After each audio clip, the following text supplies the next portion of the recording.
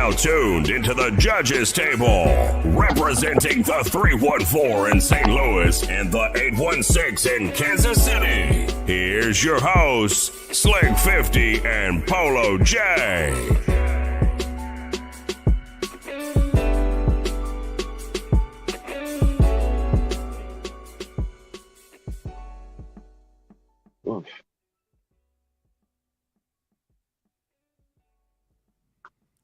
What's going on, everybody? What's going on, Polo? What's happening? Shit. Man. Just chilling. Just chilling. Yep. Bruh. Got done smoking a blunt. I'm not even gonna lie to you. It's been a long time since I done faced the whole one. This might be an entertaining show tonight. Your ass up there cheeky eyed as hell. Yeah. I see it. I saw it before you said something. Why would black dudes get done smoking weed and it's like everything they do, they don't know, like their mannerisms become all proper. You can't just smoke a cigarette. It's like you didn't shrug it. Yeah. That'd be in slow motion, bro.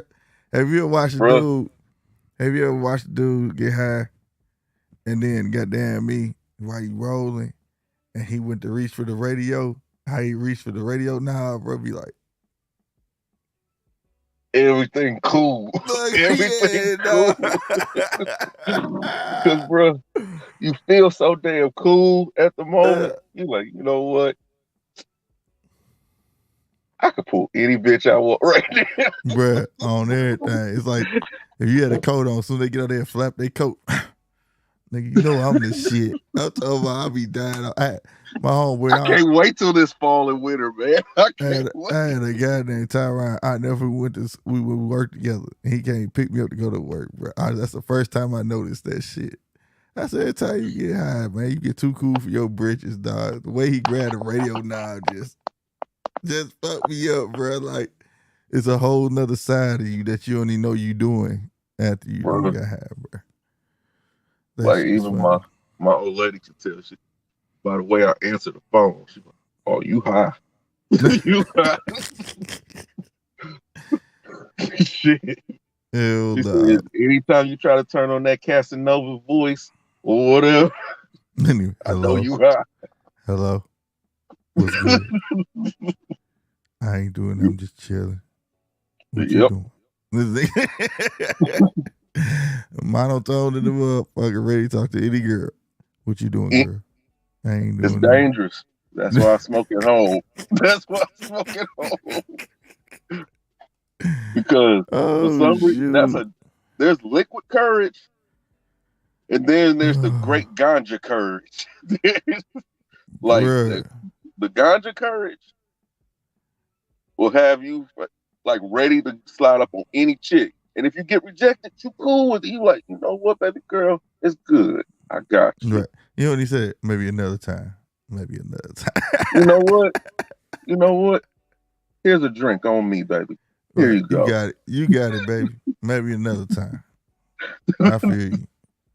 The drunk one, you be like, you old dumbass hoe. What the fuck you talking about? Dust ass. Look, I was even saying anything to you, goddamn me. Shit. Oh, 99-cent ass weave in your damn head. Your ass get telling the truth on yourself. The only reason I can't talk to you because I struck out with the pretty one, you ugly ass.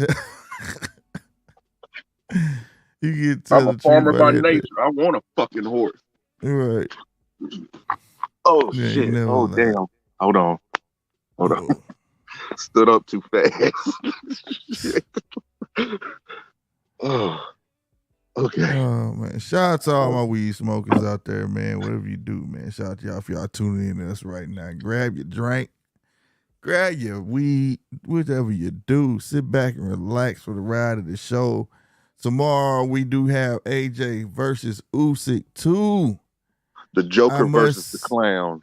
Yes, I must say, I am intrigued. This dude, the White Rabbit. he pulls me in. Like, Okay, I gotta put this out this first. It's just been a treat to me today how like all the commentary has been, oh my gosh, Usyk is a phenomenal fighter. He's been one of the best since blah blah blah blah.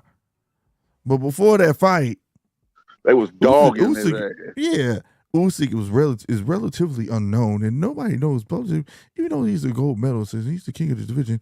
But who is Usyk for real? He's too small to. But now they talk about him as if they talk about him like he's been like that all the time, and it just lets me know how many commentators we have, and I don't want to perceive ourselves as commentators anymore. Like, I don't know what to call us, but like we actually watch boxing. I notice a lot of these guys just don't watch boxing. They're just behind the camera to get paid. And it just blew me away, dude. And then I saw him looking at him like, and you know how crazy that motherfucker look already. Usyk ass. He just looking at them sideways like, that nigga ain't got no damn sense. And the thing is, they think he don't understand English. That motherfucker understand English. He can't speak it for real, but he understand English 100%. And because the way he was looking at him was like, and then that's why we need to become bilingual. Goddamn me! Shout out to the 5 in here off the bat. I appreciate y'all. Hit that like button, man, so we can let YouTube know we need to be watched. But this motherfucker, goddamn me, he was saying something to the dude, the interpreter. And I know was more going on with that fucking interpreter saying because he was laughing and shit. How you laughing and give us a serious answer, bro? Like, come on. I know he said some shit like these motherfuckers are. You know what I'm saying? Like, man, I was like, see, motherfuckers be playing themselves, bro. Like, watch it's not about the mainstream fighters all the time, bro. It's the ones you don't see who gonna up and come and shake the game up. Them the ones who I hope be getting a chance to shake the game up. When I heard Usyk, like you when I said his name to you knew who he was off the bat. Like, hell yeah, I know who Usyk is. You know what I'm saying? Like, we knew if he ever got his shot, he was gonna change the game, and he did, bro. Like we said, well, you said it, I said it. I don't know how many people that actually caught on to it.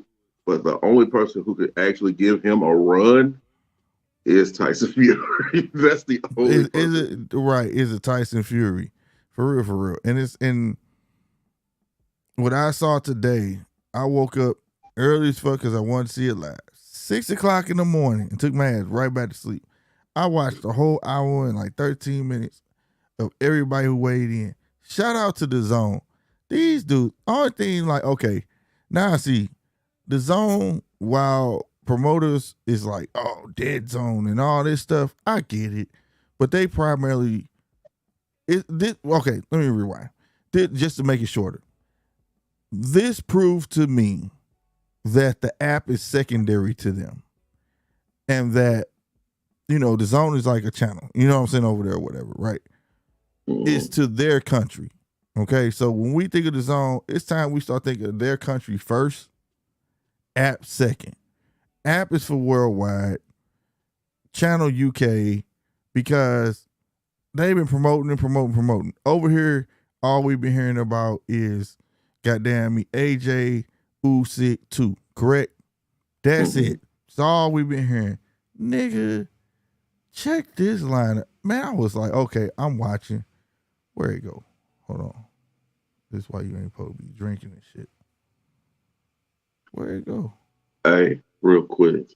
Go ahead. While I'm looking for this. I want to give a shout out to all the sugar mamas out there. Oh Lord. If they buying tickets over it. Sugar mamas. The thing may need some KY jelly. But this dude wild above a KY. That fucking bank account is dripping. This boy tripping. Oh shoot! Please don't go back. I think I found it. Oh God, yo, bruh. What you looking for? It pop up. I think it messed up when I moved it to. Okay, all right. If I ain't found it all, I found most of the 3 main ones, because I think I just passed it. But this the part that got me. All right. All right, I'm gonna try to remember because y'all don't have to go back and look for this shit. But this little page got the name I want to remember the most. Okay. All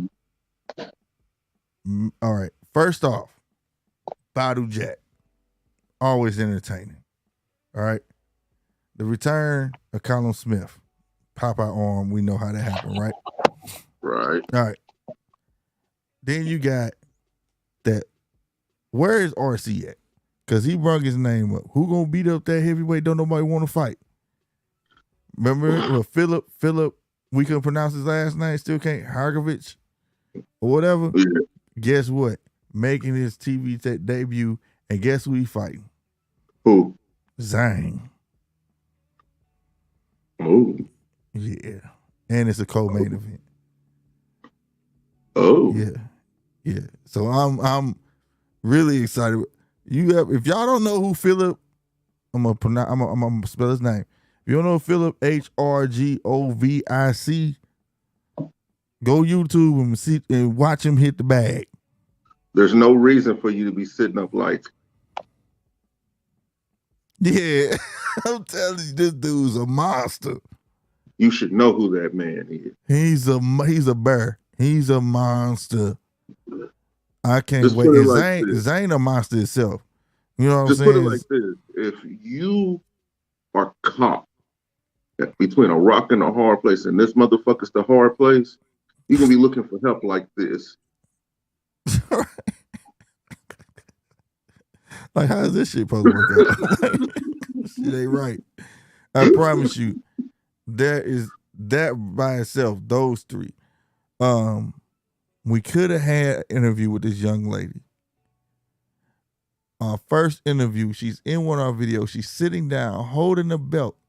I don't know if you remember that. It was doing the Devin Haney, and my boy just retired. What's his name? No, he didn't retire.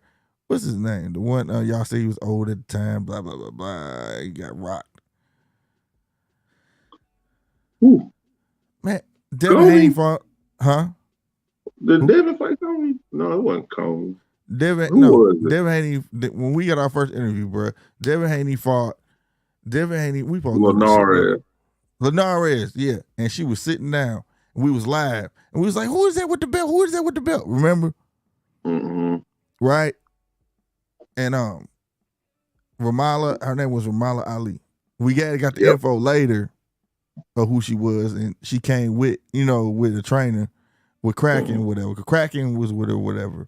She's on there. Tabiti's on there. Who else on this lineup? And it's 2 fights with some cats. It's only 2 fights where I don't know who they are, period. And then the first fight will fuck me up is Money Kicks. Ooh. Money Kicks. If y'all know who Money Kicks is, rich, I don't know if he Indian, Pakistan, or something like that. Rich kid, he got his own farm. He got his own zoo. Money. Dude had, at a young age, 13, 12, had Mariah Carey come out. And he got money. That's why he calls it Money Kicks. His family's super duper rich, right? But he wanted to get in boxing. This is the guy who Mayweather said he was going to go to the Middle East and fight first. Remember? He was supposed to fight him on the helipad first. And then they changed the opponent. Then it just didn't happen. You know what I'm saying? But Money Kicks seems serious. I thought that was just for, Mayweather, like an exhibition. He actually trying to be a boxer, like pro fighting a real boxer. Unlike somebody else, but hey, if you trying, I gotta give him his props. I want to see how he gonna do. That blew me away. A real you really trying to shit today. We talking shit today. Hey, I'm just saying though. YouTuber, right?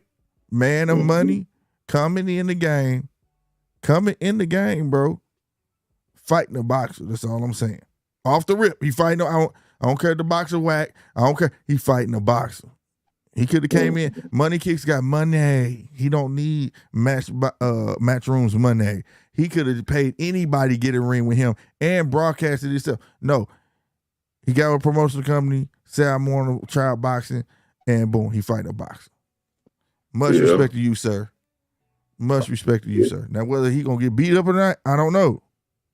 But I'm just saying. You know what I mean? I think he got too much money to get his ass whooped. Look, hey, gotta give him he got his own separate purse for the fight. He doesn't have to deal with the purse that they give it out. I gotta give him his respect though, fam. I gotta give for real. Hold on. Yeah. True.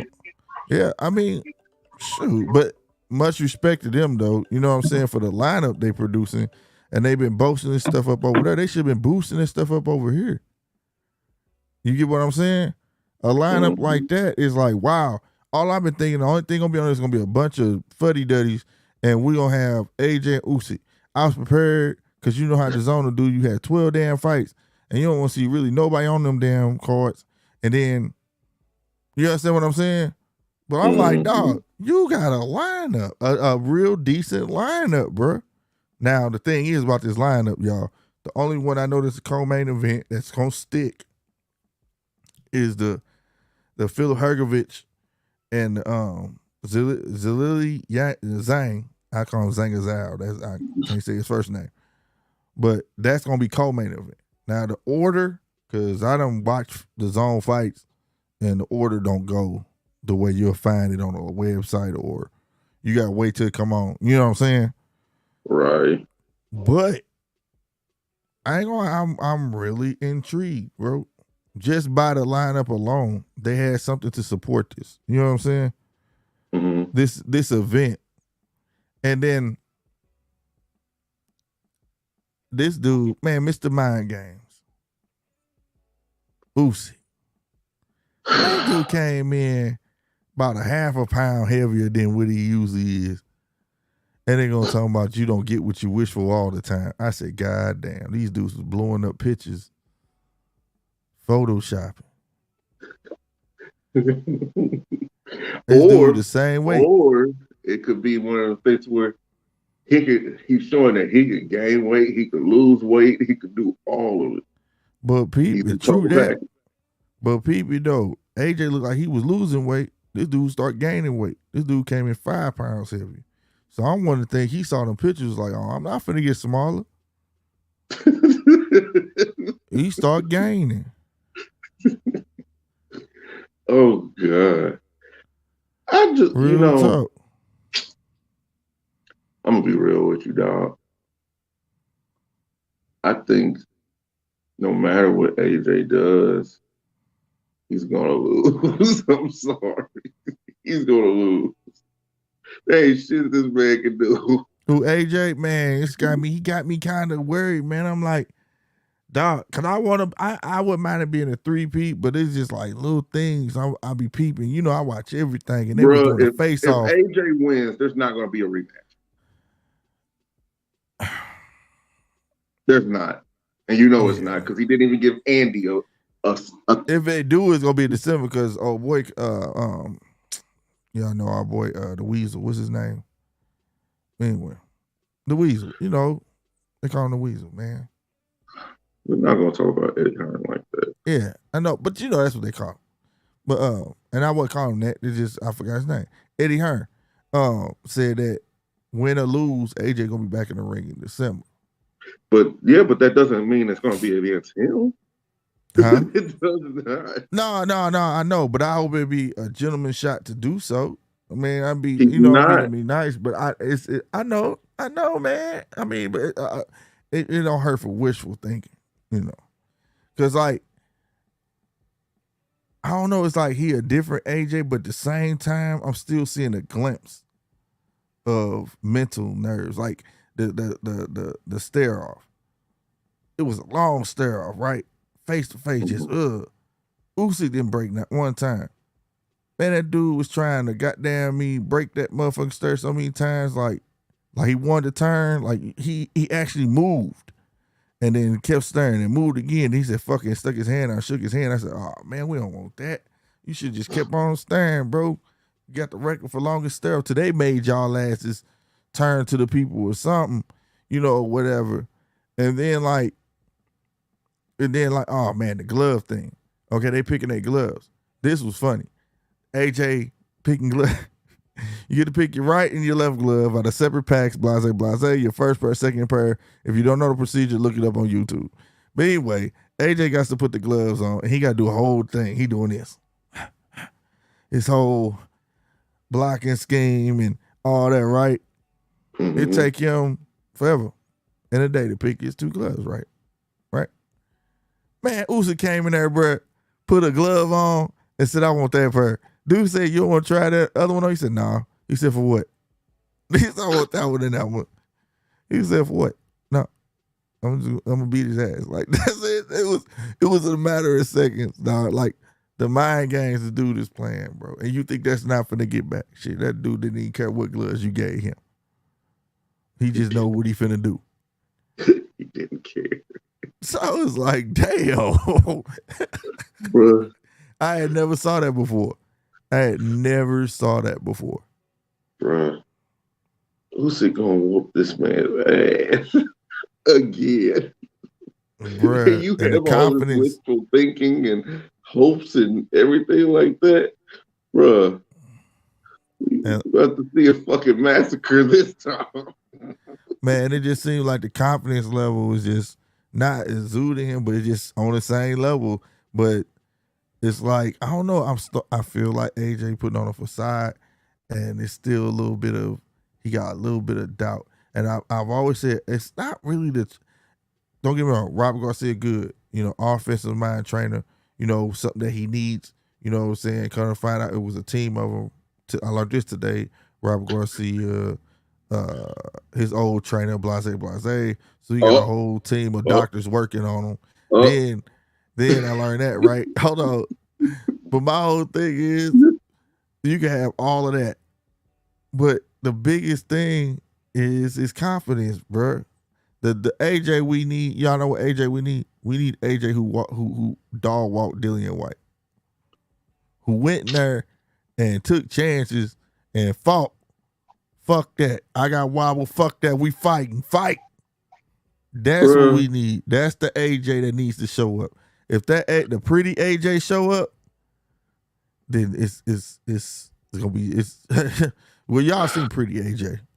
Pretty AJ don't like getting hit. Look, don't nobody fear Dillian White. Well, that's the thing. Dillian White don't even fear Dillian White. But that left hook. Dillian White got a mean left hook, bro. Yeah, he caught. And if y'all watch, if you watched it, but my point is, out of all the Dillian White fights, you can say that shit. But when Dillian fought AJ, he caught AJ. AJ fought out that shit though. Then he caught Dillian. But that's what I'm saying. A subpar ass fighter. I'm not gonna say that. But what I'm saying is though, my point is, he didn't even fight Usyk that way. He didn't even take chances. He didn't do nothing. He took chances with Dillian, and that's how he got his ass rocked. But he also, by still taking them chances, he ended up winning the fight. That's what I'm saying. He didn't take not one chance with Usyk. Usyk thumped him in the cheek, and he just said, "Oh, fuck that." All he kept doing was this. The rest of Usyk said thump. That nigga said, "Oh, no." AJ confidence needs to be on 10, bro. Like straight up. It gotta be on 10 and above for him to go in this match. And the crazy part too, like I said, is confidence. And he gotta understand he got leverage, bro. You shooting down. One thing at least I can say about Deontay, he had to shoot going up. He was swinging up. You swinging going down. You have all the advantage. Lay on a motherfucker. Get close to him. Lay on him. Use your body. You know what I mean? Like, it's just weird. What? So slick. Bro, you fucked me up, dog. I just fucked you up. Sometimes you be fucking me up. What, you just got confused? Like, because you expect this shit from a motherfucker. I'm saying, man, hey, he did it, but I'm saying. He took advantage of an old-ass coach. Nah, man, I'm just saying, we see a fat-ass Andy Ruiz and didn't even give him a chance to come back. Bro, and then you said, nah. along with Robert Garcia, he has his old trainer. Yeah, that's what fucked me up. I didn't know Bro. that. I was like, what? Because it was like, because old girl asked him, she said, how was it being with Robert Garcia? Yeah, he was like, and he was like, yeah, you know, I didn't pick him. You know, my trainer picked him because they was going to have to work together. And I was like, what? That fucked me up. I was like, what? Bro. Oh my God, it has to be some type of confliction there. And what's going on? What's the game plan? Polo, I'm going to trust you for a second. I got to go squash a bug for my daughter. She texted me and said, Daddy, please go get this goddamn bug. So I'm going to go get it. Okay. Hey, keep me in line, y'all. Keep me in line. Oh, dang. Really? You nigga. Okay. We're on this topic of Anthony Joshua versus Alexander Usyk. Let's just compare the fighters for a second. Usyk, Joshua. Joshua didn't really get the proper training that he should have because he was just naturally gifted. But the problem with that is when you don't cultivate a fighter that is naturally gifted like that, they end up giving you displays like what Anthony Joshua gives you. I believe wholeheartedly that for the past several years, Anthony Joshua has been with the wrong trainer. He's been with the wrong camp. And it's hurt him, even in his wins, because even though he wins, you always have in the back of your mind, well, what if he was in there with this person? What if he was in there with that person? Like after his win against Andy in the rematch or whatnot, you'd be like, you would start thinking like, well, he didn't show me nothing really that can put him in that upper echelon of the heavyweights. You know what I mean? Because you started looking at him and the things that he was doing, you would be like, Tyson Fury gonna pick this boy apart. Or you'd be like, you know what? Deontay Wilder is probably gonna knock this boy out. You know what? Not probably, he is. Deontay Wilder is gonna knock Anthony Joshua out because the dude doesn't know how to protect himself. Just keeping your hands up isn't protecting yourself. You have to be able to keep it tight also and know when you're in danger and know how to get out of danger. That's protecting yourself in the ring. And Anthony Joshua has a problem with that. And once you defeat him mentally, the rest of the fight is basically cruise control for you. See, Anthony Joshua is relatively rudimentary. One game plan only, which is come forward and try to fight you or sucker you into a fight. And when he doesn't get that and you're countering or shutting down his game plan, he just automatically, it never fails. It never fails for him. He goes into cruise control to just try to sucker you in. Just try to sucker you in. Just try to sucker you in. But that doesn't work on boxers. And the problem that he has is with boxers. Now, in that whole argument, Deontay Wilder would be the wild card. No pun intended. Because he's almost in the same boat. Almost, not all the way, but almost. But I can almost guarantee that he hits harder than Anthony Joshua. And he's going to hit Anthony Joshua harder than he's probably ever been hit before. That's not good. So that's why I don't understand, honestly, why he's a top 5 heavyweight. It's probably because there's no other real heavyweights, but there should be a crop of cruiserweights that's moving up. It should be. I don't know why they don't more often, but they should. Now, Usyk. If you're not a fan of European fighting, if you're not a fan of Eastern European fighting, if you're not a fan of the Zone, if you're not subscribed to them or anything like that, you're really not going to know who Alexander Usyk is without even looking him up. Even with the last fight, there's still people who don't know who the hell he is. And I think that should change, because you see what happened with Bivol and Canelo. People didn't know who he was, and this and that, this and that, this and that. Just like the first fight between AJ and Usyk. Who is this guy? Who is this clown? He's going to get smashed. He's going to get destroyed. He's going to get the business. Blase, blase, blase, blase, blase. And a totally different result comes out, and people feel like either A, Anthony Joshua was cheated, or B, this dude is for real and we shouldn't have underestimated him. I think that's been the trend happening more so than not. Oh, shoot, we underestimated this dude. And I think he's the type of fighter that likes it that way, because the more he flies under the radar, the more that he's the underdog, and the more this, the more that, it takes a lot of the pressure off of him. Because let's not get it confused. We're talking about a man in Alexander Usyk that is a two-time, I believe he's a two-time undisputed champion at cruiserweight. And that's not easy to do. He's a Muhammad Ali trophy recipient. That's a tournament, you guys.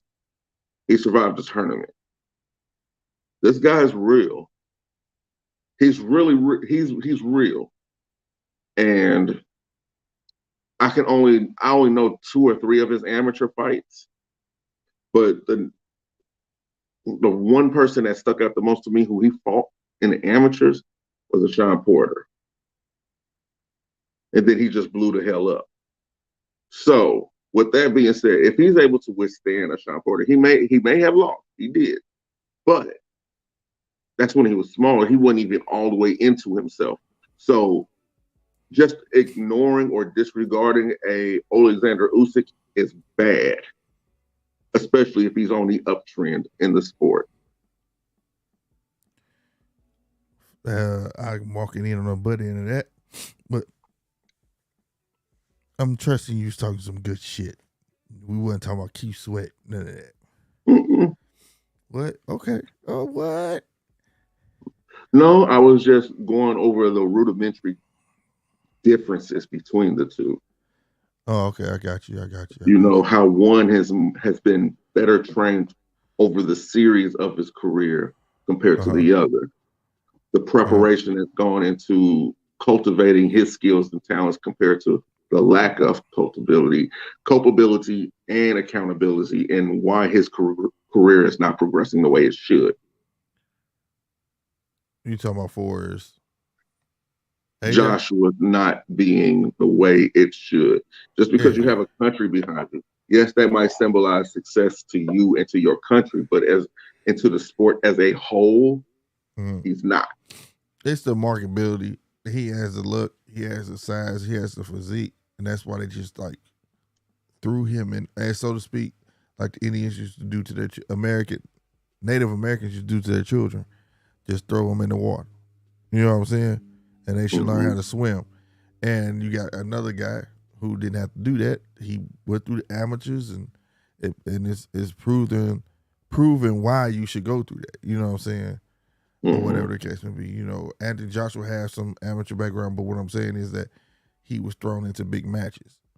You see what I'm saying? Stuff he wasn't necessarily, I'm not going to say he wasn't necessarily ready from, but he's learning on job. And that's kind of wearing thin, because you're being time after time being tested on the big stage where you should be kind of used to it by now. You know what I'm saying? Especially against guys the guys who giving you your tests are guys that people felt like you had no business losing it to. Exactly. You know. And that's always a problem for me, because yes, you may be regarded as this or that in your country, but boxing, you have to look at boxing as a whole. You have to. And if you are one of those people who constantly gets to the big stage, constantly gets to the final dance, and you give either a subpar performance or you don't perform at all, I feel as if those should be blemishes onto your career. Like, that's interesting you said that. I mean, I wish a lot of people would look at boxing as a whole, because the in between group is the Lithuanians, the Russians, and all of that. They don't have a side of the pie, so to speak, right? So say if like Usyk just stayed fighting UK fighters, we would probably never know who Usyk is. But see, Usyk will fight either side. That's the beautiful thing about Russian fighters. There's no such thing as I'm dedicated to this country or I'm dedicated. You understand what I'm saying? They're eager to cross over versus staying in my country, and I'm happy with our Commonwealth belts and all our own belts. Whereas Russians and Lithuanians and Ukrainians and all of them, they want to prove not to just their country but to the world. Like I'm the best. If you tell me going to America is gonna make me the best in the world, I'm going to beat their fighters. Whereas a lot of UK fighters don't cross over. Some don't care to cross over. And I will say that about American boxers too, though, bro. They don't be wanting to go over there. They don't. And some don't want to fight UK fighters because it's two different it's two different, it's all boxing, but it's different. You know what I'm saying? Stuff that boxers get the crab out over here. Like, have you ever seen a boxing match and the guy is hugging and the guy looks at the ref like, come break us up, and the ref breaks them up? Yep. You're not going to get that over there. The ref go look at you and say, you better fight about that shit. You know, little accidental forearms while swinging, and you're not gonna get to complain about that shit over there. You know what I'm saying? They take a toll. There will be some misconduct during fighting. It's not all on purpose, but it's subjective to the ref. You get what I'm saying? Yeah. Now it's some refs over here that be like that take on that role like over there. Like, nah, bro, I'm not. Look, don't be telling me what to do. You better look at him and beat his ass. You know what I'm saying? Type shit. But work out of it. Work. Yeah, you know. And that's the difference between, you know, UK and I feel like that's how I feel. Difference between UK and the difference between US. But when they come to like Hergovich and all them, they eager to go to either side and make a point. Yeah. Because when the last time you heard either one of them say, I'm going to Russia, or I'm going to Ukraine, or I'm going, you don't hear that. Last time I heard a boxer going over there was a fight, Klitschko. And that's because he demanded it, and he had the belt for years, so you couldn't tell him no. Yeah. I forgot what it was. I remember it was a big-ass white ring and every damn thing. You know what I'm saying? Yeah. But other than that, when do you hear American boxers talking about, I'm going to fight a champ over there? And hell no. You're not. And then it's surprising because people don't know who these guys are, a Usyk, a Hergovich, and be like, who the fuck is this cat? Who the hell is this guy? You know what I'm saying? It's a lot of them out there that can get busy, bro. A lot of them, and just don't get that first shape because of two countries that believe in one thing. They might not believe in everything. They may not agree on everything. One thing they do agree on is what I'm saying, is marketability. If it ain't marketable, we don't too much fuck with it. That's 100% true. That's 100% true, bro. And I believe here in America, in the States or whatever, marketability is seen in a different light than it is over there. The marketability is just off of looks alone here. Or narrative, which is the most popular one, narrative. Narrative. Over there, it's seen as you have skill, you have this, you have ability. and you have a certain look that symbolizes a fighter. That's marketable. Like, and then life story. You're marketable because you can relate to everybody that in your country right now because they came up the same damn way. And that's the difference between European boxing and Eastern European boxing and American boxing. Because you don't see them getting all flashy and shit like that. They're still relatable. But over here, you'll see a fighter with a black turtleneck on and 70 million diamonds on them and gold chains and velour sunglasses and all this different type of stuff. It's a different at marketing because over here we're marketing materialism and over there they're actually marketing realism. Facts. And I could say that too. With the Ukrainians, what you see is what you get.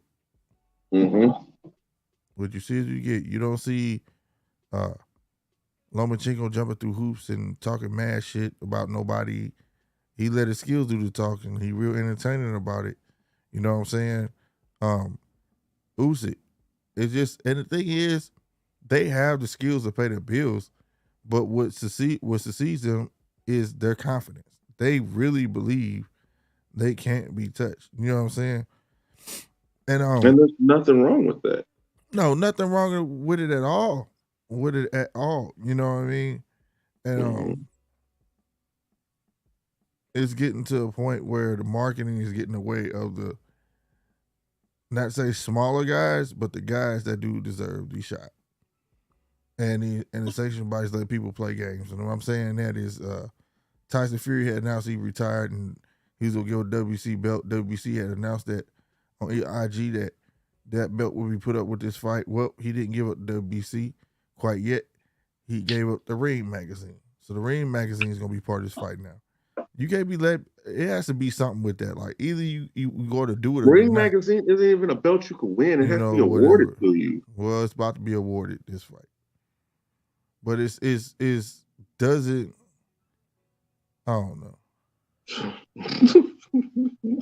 I don't know. It kind of that dangling, the carrot, so to speak, is like, I don't know. Everybody like me, but it would make me like, fuck you, bro. Like I feel like now you're playing games, bro. You trying to work it. You don't know if you want to let go, but you trying to see what's gonna come of this fight. That's what you're doing. That's all it is. That's literally all it is. And if that's the case, just keep your mouth closed, hold on to the belt. They're not forcing you to fight right now. They're not giving you a time limit, whatever. But if you're gonna go ahead and retire, go ahead, fight your sword like you said you was, or go fight the Nigerian heavyweight at UFC. What's his name? Francis Ngannou. And go ahead and get that big check. Do what you do, But it's boxing, bro. It's time for big fights. If not, at least we get 3 a year. I would hope in 2003. I said 2003, 2023. Whatever. And some nice things. Because this fight was a good year. You know what I'm saying, for boxing, bro. All the fights that took place, man, I'm talking about, even Chocolatito, I went back. Like, damn, even Chocolatito had a good year this year. You know what I'm saying? Like, he did. For mischief to come along and miss all these nice fights that we've had, Top Rank has had a hell of a year. Top Rank been putting nice cards on. You know what I'm saying? PBC is dead. Yeah. Their main events been fine, but their undercards been. But I'm saying though, but the main fights at least been nice. They've been real nice, And I like to see the shit keep going. So whether if I gotta give AJ his props, if he go keep going fighting main events, he gonna keep fighting and be tough until he ain't got nobody, keep getting his ass whooped, or he go either start winning. It's only one way or the other, and I gotta get AJ props on that. Usyk, after this though, I'm afraid though well, I'm gonna be honest with you. What's projected, I'm gonna be real with you. Usyk wins this. Usyk fights Deontay Wilder. But even after he fights Deontay Wilder and he wins, who else after that? That's why they got to start letting these other guys go, bro. You holding them back. Big Baby, goddamn me, Hergovich, all these other heavyweights need, you understand what I'm saying? Let these guys start campaigning, bro. Y'all trying, it's like turning back to goddamn early 2000s where it was like 2-3 heavyweights and they weren't really worth shit because we finally got 4 that was worth something. And now it's starting to be spread thin again, goddamn me. You know what I mean? Mm-hmm. Because the smaller guy came up weight and it's clearing house. Or y'all better start promoting, make cruiserweight the new heavyweight. Something, bro. Because the heavyweights are spread so thin amongst the promotions. You understand what I'm saying? Bro, I was just saying that. I was literally just saying that. Like, heavyweight is so thin that, and it's not that many of them, to where cruiserweights are going to have to come up. They have no choice in that. To save a whole division, they're going to have to come up. They need to. They need to. Because that'd be some shit. Usyk come up, become undisputed, right? And there'll be some bitch shit. This man hold this belt, don't know what the fuck he finna do with it. Because I feel like after this man win, right? If he wins, WBC need to write a letter say, what you doing? What you finna do with this belt? Because if you not, he the man with the belts. He get to pick and choose. I want to fight him next. If you're not willing to fight. But here's the thing. Like we've learned with fighters here, you can say you want to fight somebody all you want. Oh, I know. That's why I said WC, that's where the sanctioned bodies need. Remember we saying that? Step the That's fuck in. That's been done too. Look at Devin Haney. Both his he had 2 mandatories at the same time. Well, and neither one of them chose to fight him. Right, but that wasn't for no belt though. This man holds the last key of being undisputed. Haney had a belt. His mandatory. Yeah, that's what I'm saying. Haney had a belt. So now you at 1 and 2. Right, that's what I'm saying. And the mandatories didn't. This guy has a belt. And you hold me up for progress. Now it'd be different if he's inked to fight Chisora. Okay, do you plan to fight Chisora? If you don't, and you plan to retire, or we gonna mandate you and Usyk get it on. At that moment, you need to choose to retire or not. You can't keep coasting along holding that goddamn belt. You saying that for AJ's sake? No, I'm saying that for Usyk. Well, I don't see Usyk as being the one that's going to sit there and hold his belts. No. Usyk get. I see him making fights. I don't see AJ making fights. No, I ain't talking about. No. I'm talking about Tyson Fury. Oh, shit. What? Tyson Fury got that WBC, bro. And he holding it hostage right now. Keep playing with the word retirement. And I think he's doing it to keep people off his back. And if Usyk win, it's gonna be quite natural who he gonna want to fight next, bro. I don't think that he's gonna rush into an Usyk fight. And then he better fight. He gotta. And at that moment, if I was the WBC, I would say, "Yo, who are you planning on a fight? We need to know in the next 30 days. If you're not fighting nobody, bro, we gonna do a mandatory." What they can do, they don't even have to talk to him. After the fight, they can announce it the same day that he's the mandatory, which he actually would be. Right. He'll be mandatory. But here's the thing, like I said, if Usyk wins, I see him retiring. Who? Because Tyson Fury, because I don't think he wants a run like that. You get what I'm saying? Something that's going to be a true test. I think if AJ wins, he's going to hop back in the ring. I wouldn't be surprised if he's there at the fight. Yeah, he never lied. That's something I want to see. If he there at the fight, I know this nigga not retiring. He betting on AJ. Deontay Wilder said he thinks that Usyk gonna win, and see he want to fight Usyk because he used to shoot him down. He think he got a better shot with Usyk. And here's another thing. That's what I think. If Tyson Fury is there, you'll tell who he wants to fight by the end of the night. Because if Usyk wins, he's not stepping in the ring. He's going to be one of those ones in the crowd nodding and doing all this and clapping his hands and stuff like that. I mean, I ain't fighting you. Then if AJ wins, he's going to walk out the crowd and walk into the ring. I got you, boy. Yeah. You ready, boy? Oh, real gangsters. Right. You said you want to mess with the real gangsters. Mess with the gypsies now, boy. Let's go, boy. Hey, you don't want to fuck with them. Like, honestly, God, you really don't. Oh, man.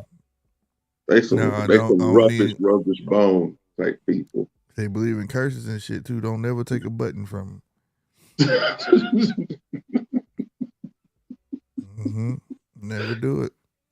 Life would be shit after that. You speak from experience, or no, they believe in that shit, bro. They got little curses, man. Real talk. Oh shit! Don't be bullshitting. Navarrete. What about him? You interested? Yep. That comes on tomorrow, also, don't it? Whoa! Oh shit! Oh yeah, come on tonight. At night, because the AJ fight come on like at 1, I think. Yeah, the AJ fight come on like at 1, if I ain't mistaken, y'all. So, you interested in the Navarrete fight, even though you know for a fucking fact that he ain't gonna fight no Shakur? And well, he got to come up, because I think what he at 130. Yeah, I don't think Shakur plans on staying at 135 no time. And I think I'll be honest with you. I believe Shakur is gonna go up after this fight. That's why he fighting man, what's his name? Hold on. Conceição. You know, he's fighting the guy that who he just beat. Who Stevenson just beat, your boy.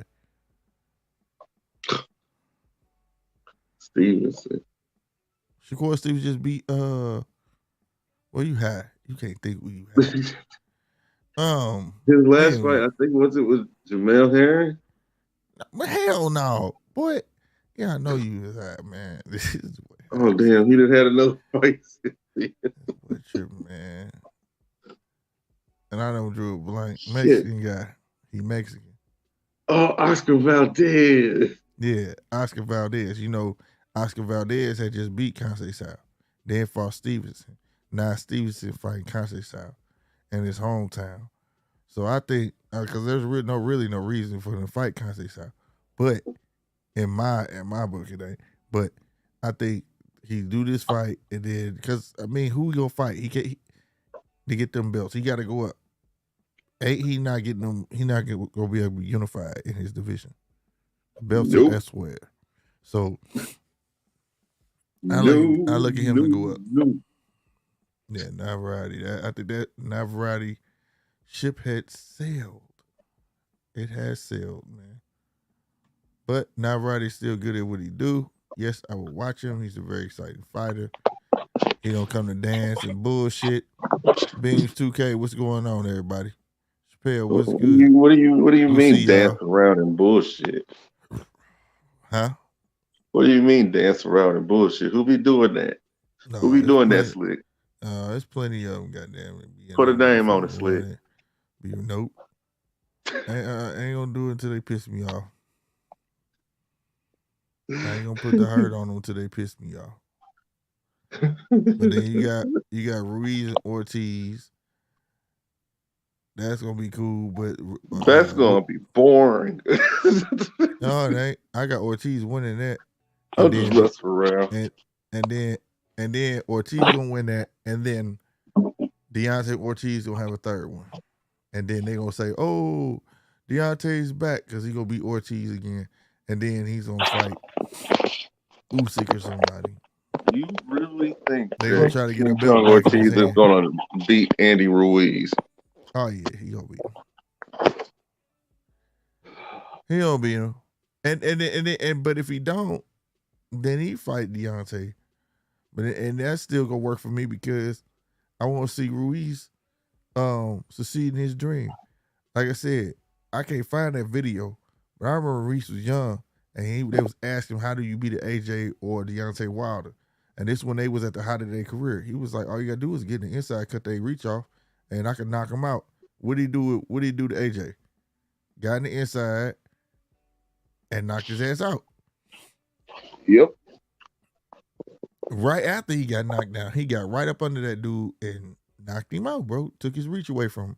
So I would like to see him try with Deontay too. You know what I'm saying? And he beat him to see his dream. So he knocked out the two top guys at that time.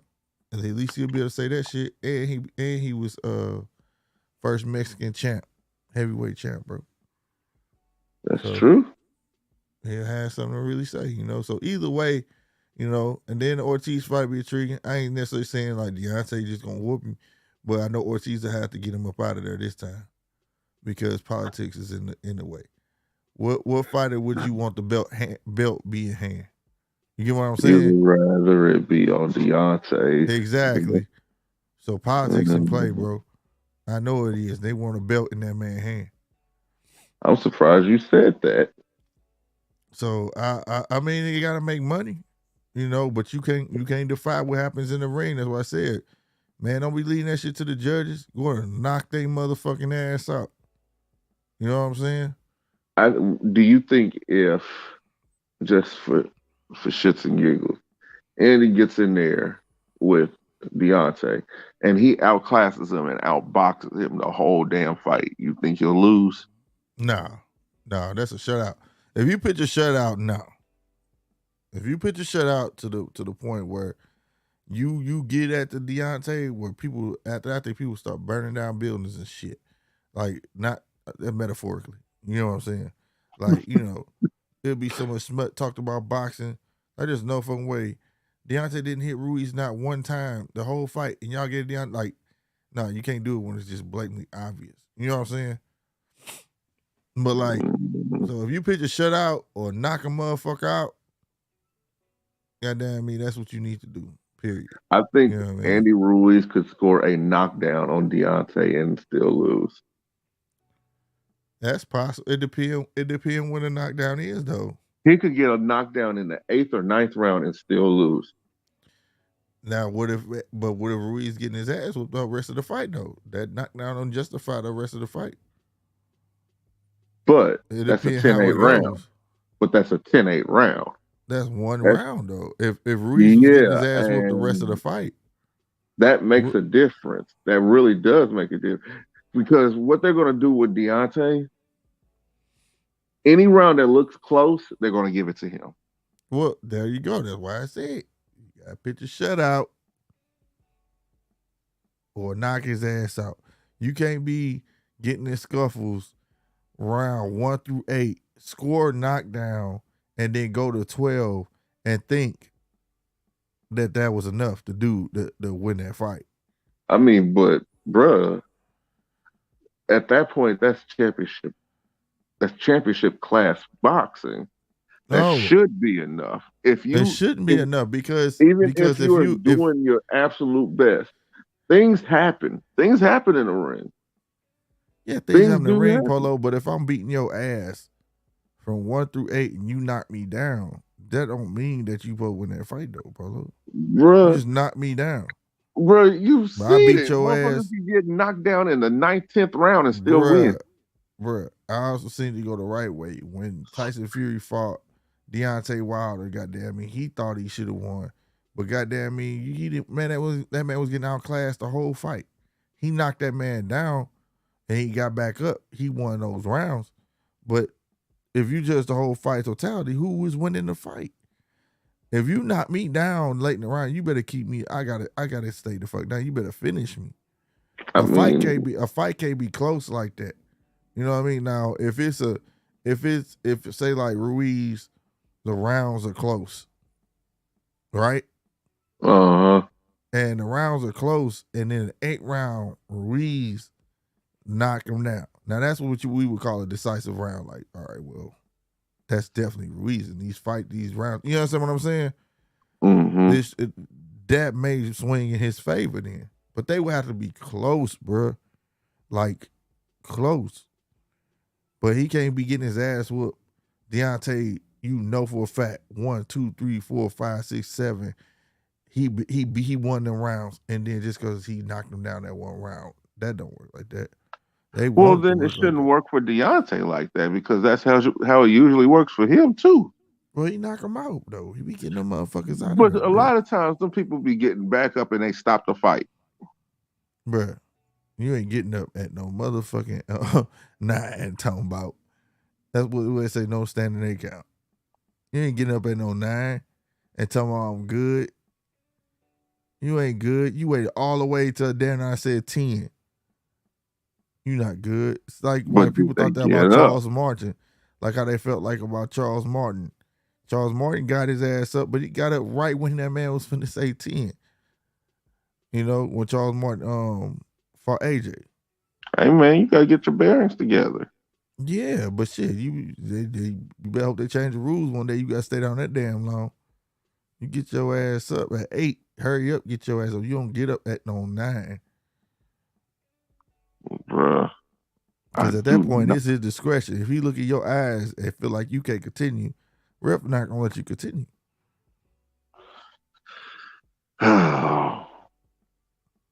Whatever. I'm saying, we see it happen all the, like you say, we see it happen all the time. I see both sides of that happening.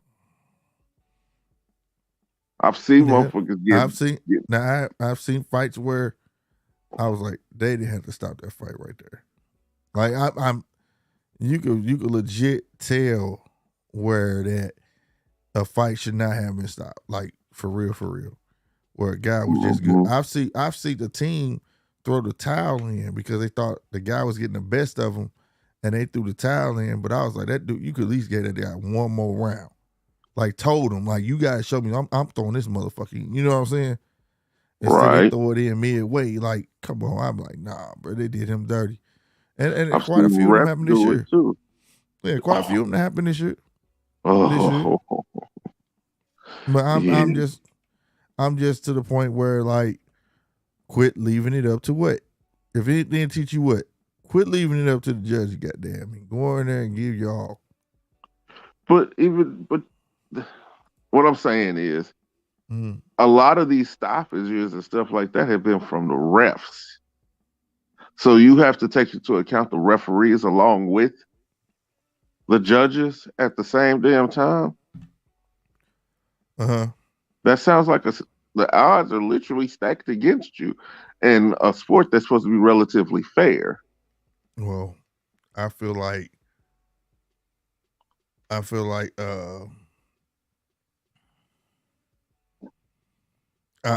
should feel like that anyway. That the deck is stacked against you, and you need to try your best and not leave it up to the judges, bro. Like, but in a relative sport that always has, I can't call one fight in a long time, not one, where I was like, it wasn't no smoke. And you know where the smoke, there's fire. Where I was like, this was just a clean fight. Shit was just 100%. Or, you know what I mean? Without no bullshit. Or even somebody bringing something up the next day about the fight. Or, did you see this? Nobody caught this and blah, blah. You know what I mean? Me getting in the ring with that type of mentality, bro. Dog, if you fought me, it's safe to say that your trainee tell you that I'm going for the motherfucking knockout. Yeah, but not everybody has knockout power, too. No, I may not have it, but I'm going for it.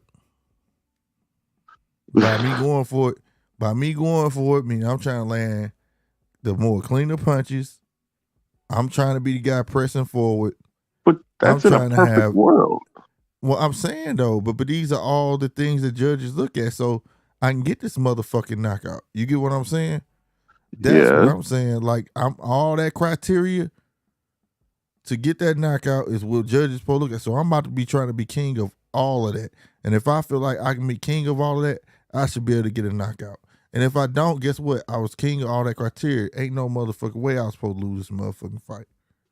And if I was king of all that criteria, I got a legit gripe if a motherfucker cheated me. Okay. You get what I'm being 100%. Like, that's how my mind works. Like, dog, I know how you motherfuckers think. I don't like you. Y'all probably don't like me. But I'm finna get in this motherfucker to do my best at everything that just, when you think knockout, motherfucker think literally just going there and knocking him out. You just ain't about to walk up on nobody and knock him out. Yeah, I mean, but also in a perfect world, they'll stand there and let you do it, or they gonna slip into the perfect punch and all this different type of things. The what if scenarios. That's not boxing. That's not boxing. Boxing is a little more elaborate than that. Yeah, no, I just named some of like controlling the fight with my jab, sucking your ass, but that's never taking into account your opponent. No, it is with me. That's why I want my jab out there. I want to sucker your ass. I want to set traps, bring your ass up in here and see what happens. I want you to think you're getting it better. I want you to feel a certain way. But even then, you have no clue what they're going to do. No, hell no. No, that's the first, second round for. I'm gonna feel you out. Yeah, but that's what I'm saying. As far as up there, that's the upper parts of it. The upper parts of it, that strategy doesn't necessarily always work. And the upper echelon of boxing is more of a thinking man's game. It's not just set a trap, hope that he falls into it. Oh, I got you. I win. That's what I'm trying to say. Everything I do is it going to be a sounds like you're saying step. the opposite. It really does sound like you're saying the opposite. Oh, well, no, that's not what I'm trying to say. What I'm saying, what I'm trying to convey is that it's easy to say that I'm going to go in and knock him out, but I'm not saying just going to walk in and knock him out. It's all sorts of things that has to lead up to that knockout. You get what I'm saying? Mm-hmm. And I want to be in control of all of that. You know what I mean? Yeah, and then also that's you all can run over scenarios in your head all day. If the conditions are not absolutely perfect for that scenario to work, I mean, wouldn't you consider that a problem?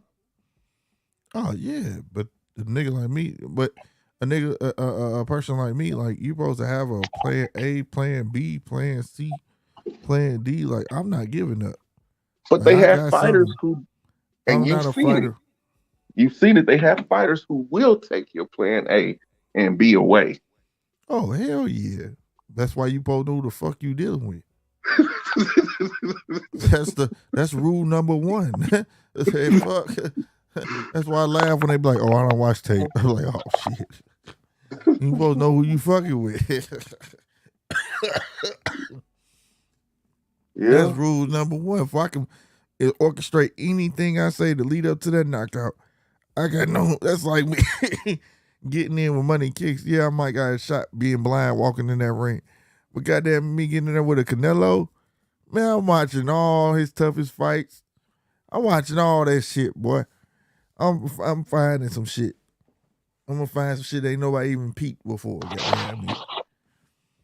Yeah, I might do some Jordan shit. I might bend down and duck low and tap him behind the kneecap on purpose, make it buckle and still on his ass when I come up.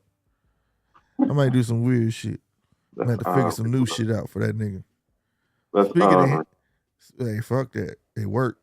But speaking of him, man, he got a little thing coming out on DAZN saying that if he fought Mayweather today, like as if putting his today self back in the day when he fought Mayweather, that it would have been a different fight. Really? Yeah, he believed that. Sounds like he wants an expedition fight, but but I think it would be different, but the outcome would be the same. You would lose like 100%. You may have a little bit more boxing ability, but you would lose. I think Are I you don't I don't sure think the about outcome that? would change. Yeah. Front heavy, man. He front heavy, bro. He not as elusive as he thinks. I mean, I'm being honest with you. You just watch the heavier guy get the best of the lighter guy. yeah. So you're not that elusive. That's true. I mean, but So in all if honesty, you take this Canelo back, then yeah, you may have a little bit more boxing ability. You may not get hit upside the head as much, but you can't hit what you can't catch. And that was his problem that first fight. It wasn't that he didn't have no boxing ability or he didn't know how to shoot punches. He just couldn't catch him. Yeah. But that would just mean that Canelo hasn't really evolved since then. And I think he's gotten better. I think he's gotten better, at least. Oh no, he's tremendously. No Mayweather fight, no Canelo up today, bro. Point blank. It's as simple as no Michael Jordan, no Kobe. It's the same, like for real. I'm being 100% with you on that. Yeah. Okay. Well. And he even said it like that taught him something. Like I got to learn to box, bro. But he has got quicker, right? Right. He has, but he's not as quick as Mayweather, bro. And like I said, you just went up to a division where you should have been the faster guy, right? You should have been the more mobile guy. You should have been dancing around like you was. Okay, let me say it like this, okay? Okay. He danced around more in that ring around Triple G than he did with old boy Bivol. And I won't hurt it because it was a heavier weight. You are naturally smaller, right? You should be able to move. He couldn't though. And it wasn't because of the weight. It's because he didn't know how to get away from it. I'll give you that. So you're not too elusive. Well, you're not. Is it a thing of he couldn't get away from it, or is it just the fact that the reach was just a little too much for him? Okay, all right. And when you a smaller fighter, they teach you to take their reach away from him, don't they? Yeah. He didn't try that not one time. Hey, I'm not disagreeing with you. I'm just saying, like, there could be all kinds of factors why this fool lost. Mm-hmm. That's Shout what out I'm to saying. channel Mayor Patty Puth. If I said your name wrong, I apologize. But shout out, thank you for the subscription, man. New subscriber. Shout out to you. That's what's up. Came through on my email. Oh, that's what's up. It's just Canelo. I don't think he would beat Floyd. No. But I think the fight would be a lot more interesting. Oh yeah. Yeah. You know what that fight would look like? What's that? It would look like Miguel Cotto and him and Floyd. No. Yeah, it would. Heavy footed front. No, frontwards. I can't do that. Got boxing ability and can hit hard.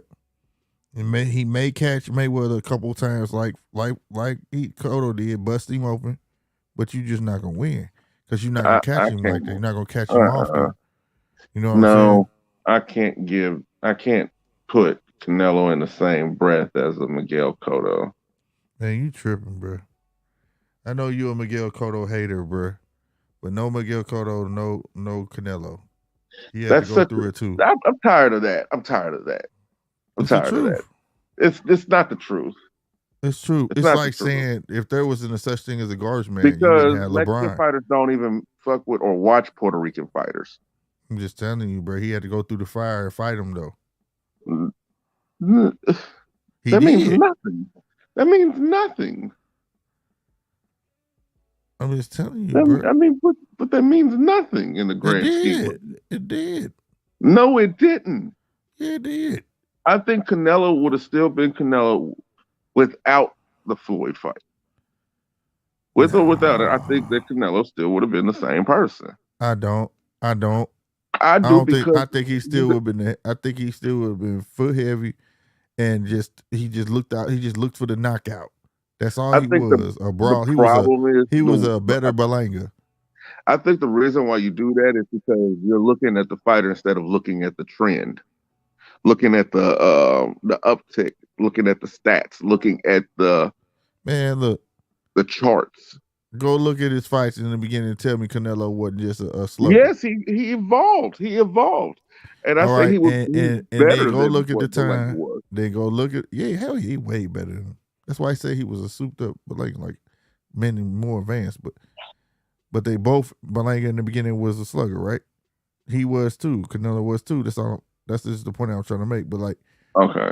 But if he never met Floyd, he would have just evolved into what he was. I don't believe that, because once he met Floyd and got beat by Floyd, his very next fight he was a different fighter. That shows evolution. I don't think that really That's because he ran into Floyd. To do with Floyd. He knew because he was gonna run into another boxer. Okay, so if you say okay, for shits and giggles. When I say run into another boxer, I'm talking about a guy who purely depends on his boxing ability. Okay, I'm getting not gonna stand there and fight you because everybody else will stand there and fight him. No, there's few people who wouldn't. For shits and giggles, if he got in there with Andre Berto, he would have changed. Yeah, he would have had no choice to change. So you're saying that. So you're saying that this guy would have had to evolve regardless. It had nothing to do with Floyd. No, okay, I see what you're saying. You saying because I'm saying because like Floyd name. What I'm saying is he got in there with a pure boxer. That's what I'm saying. If he would have gotten there young Berto, he would have changed to then too, because he wouldn't have won that. That's what I'm saying. I'm saying that he got in there with a pure boxer. And I say young Berto, not Berto as of late. That's what I'm talking about. Young Berto that was supposed to fight Floyd before the earthquake happened and shit like that. Bruh, he would have taught him something. Before the elbow injury, before the shoulder injury and all that shit, he would have taught him something. That nigga was too fast. No, okay. No, I'm not saying it just sounds good because Floyd is the one who did it, and we already know why Floyd took the fight. We already know because that was De La Hoya trying to get his revenge on Floyd. Yeah. Knowing that Canelo was too green to be fighting Floyd at the time, he had no business being in the ring with him. Okay, from the perspective that I was seeing it as if you were saying that the only reason and the only legitimate reason why Canelo is a star today is because he had to change because of the Floyd Mayweather fight. No, well, in a sense, because that's the fight that took place. Yes, but you're saying also that would have happened. But if it wasn't a Floyd, but if it wasn't a Floyd and it was young Berto, we'll be saying if no Berto fight, we'll still be saying the name of who he fought. You see what I'm saying? So that just shows to me natural evolution. Well, that's not natural evolution when somebody got to kick your ass to make you evolve, nigga. But that's adaptation, which is a natural form of evolution. No, that's adaptation. adaptation is a form of evolution because in order to evolve in that environment, It's you a have to form. adapt to It's that a form. Again, I'm glad you cleared it up on your own. You said it right. It's a form of evolution. It's not a form of natural evolution. All evolution is natural. No, it's not. A genius is a genius by who he is. Me, you know how I was smart, kept my A's and B's? I got my ass whooped. Cause I wanted to be in the streets. I got my ass whooped, kept me in them books. That's not natural. I'm just saying, bro. My sister, I love my sister to death. All right. That's natural. That's natural evolution. Okay. So I was not natural. I had to be kept in line. I had to be kept in line. Then that's it. Evolution. I'm just evolution. I'm just evolution. Okay. They kept me in line so I would evolve. So you had to adapt to the surroundings that was being presented to you. Yep. Because if I didn't, I was getting ass with. So that was a natural evolution. No, that was a natural evolution. That's keep me in line. That's a natural evolution. No, my sister was natural evolution. She was with it. She didn't need the ass whoopings and none of that. She was just with it, close to the books. That's still a natural evolution. Oh, okay. It's still one. You know what? My daughters are slick. One of them gonna be natural and one ain't. Now, I ain't gonna say which one, but I know who ass gonna have to kick. I know who ass gonna have to kick, and I know who I know. You know what, bro? But at the end of the day, it is all evolution. It's all evolution. Shout out to the 17 people in here, man. I love y'all, man. Hit that like button. Goddamn me, if you're new, hit that subscribe button, man.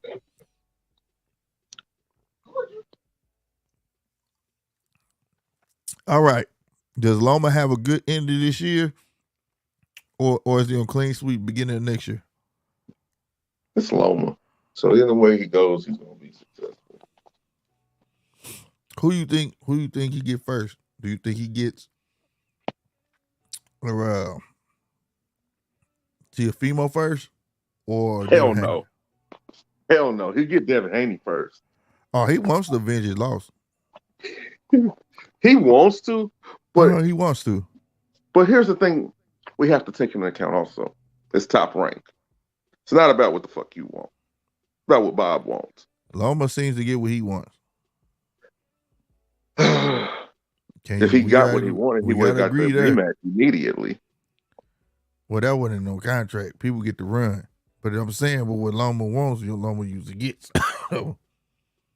Well, if it conflicts with Bob's interest, then no. Anything that conflicts with Bob's interest is not going to happen. Even fight Ortiz, it's not an Ortiz we know. I don't recognize this guy. Just get him in a tune-up. Are you saying that? Interested. Are you being racist slick, saying that he just fighting some random Mexican? Is that what you're saying? That is not what I said. Don't put that on me. Y'all don't listen to this motherfucker, goddamn me. Is that what you're saying? No, that is not what I'm saying. I'm saying this is a boxer. This is a boxer I don't know. Let me clear that shit up. I'm country, y'all. Don't hold my countryness against me. He be holding that shit against me, goddamn me. But no, don't hold that against me. This is a boxer I don't know. But they killed me in boxing. They put last names for a reason to get you watch it. Because you hear the name Ortiz, you be like, what? And then you see the first name, you be like, man. So what you're saying is that I'm saying that's a boxer I don't know. That's what I'm saying. Bro. You'll make me plead the fifth in a minute, goddamn. I don't know. Goddamn, I don't know. Don't know. Because it sounds like, to me, what you're saying is that only last name that Mexicans know is Ortiz, Ramirez, or Garcia. That's what it sounds like to me. Those are the most prominent names in boxing, though. See? There you go. There will always be one in boxing, bro. Yeah, but you're thinking that all of them are related. But that's not racist, though. That's not racist, but you're thinking all of them are related. When you see somebody with the last name Jones, do you just automatically assume that they're related to some other family that you know that's last name is Jones? Hey, you want to know that's a thing here, though, on everything. We asked that shit. Your last name what? Hey, you know, woo. We do that shit, bro. I get that so much. Your last name Lacey? Hey, you know the Lacey's over there? I'm like, nah, they spell that name Lacey. Yeah, nah, I don't spell mine like that, dog. Oh shit! All right, We boss. do that shit, bro. You know what I'm saying? Like, I know a whole So, bunch of Wallaces. I know the Wallaces. We don't, I mean, another so, Wallace I don't know. I'm like, hey, you know, woo. so what Might you're be their saying family. is yes. You're answering yes to the question. No. I'm just saying that's the thing we do here. That don't mean I'm racist, though. I mean, Your Honor, I would like for you to read the notes or have the notes read. They not catching me up in that shit, bro. Fuck no. Fuck no, bro. I want the In this minutes country. read from the past. Nope. That shit you wrote down was wrong. You got to write the way I say it. You don't write it like that. You got to decode what I'm saying, bro. You know, I don't speak in complete sentences. Y'all filling in blanks and shit. That ain't what I'm talking about. Well, straight up, tell them boss like, don't be getting us caught up no shit. I mean, I can only go off the way that you say it. And the way that you say it, man, shout out to my Garcias, Ortizes, and all that, man. So you're saying that all Mexicans have the last name Garcia? Ortiz. No, they not related. Hell no. But I remember, no lie though, when I first like really we was like paying attention to boxing though, bro. I did used to think they was like related. I did. Yeah, that's my dad. Like they that's his brother or something. No, boy, that ain't his damn brother. I'm like, oh, well, shit. Hey, we did the other day too. What was I was on her by myself. I said, are these dudes cousins or something? Both of these dudes' names the same. What fight was that? This wasn't too long ago, Polo. It was two dudes up there. Both of them had the same last name, bro. Mm-hmm. And I was confused as fuck. Oh Lord. That shit was crazy. Well, straight people up, from man. Other ethnicities, I want you to know that Slick 50's views and opinions do not reflect those. I wish I knew that by heart. I want to say that at the beginning of every motherfucking thing, bro. We do not, and I'll repeat, do not share the same views and opinions. All views and opinions are that of his own. Mm-hmm. Thank you for watching. Yeah.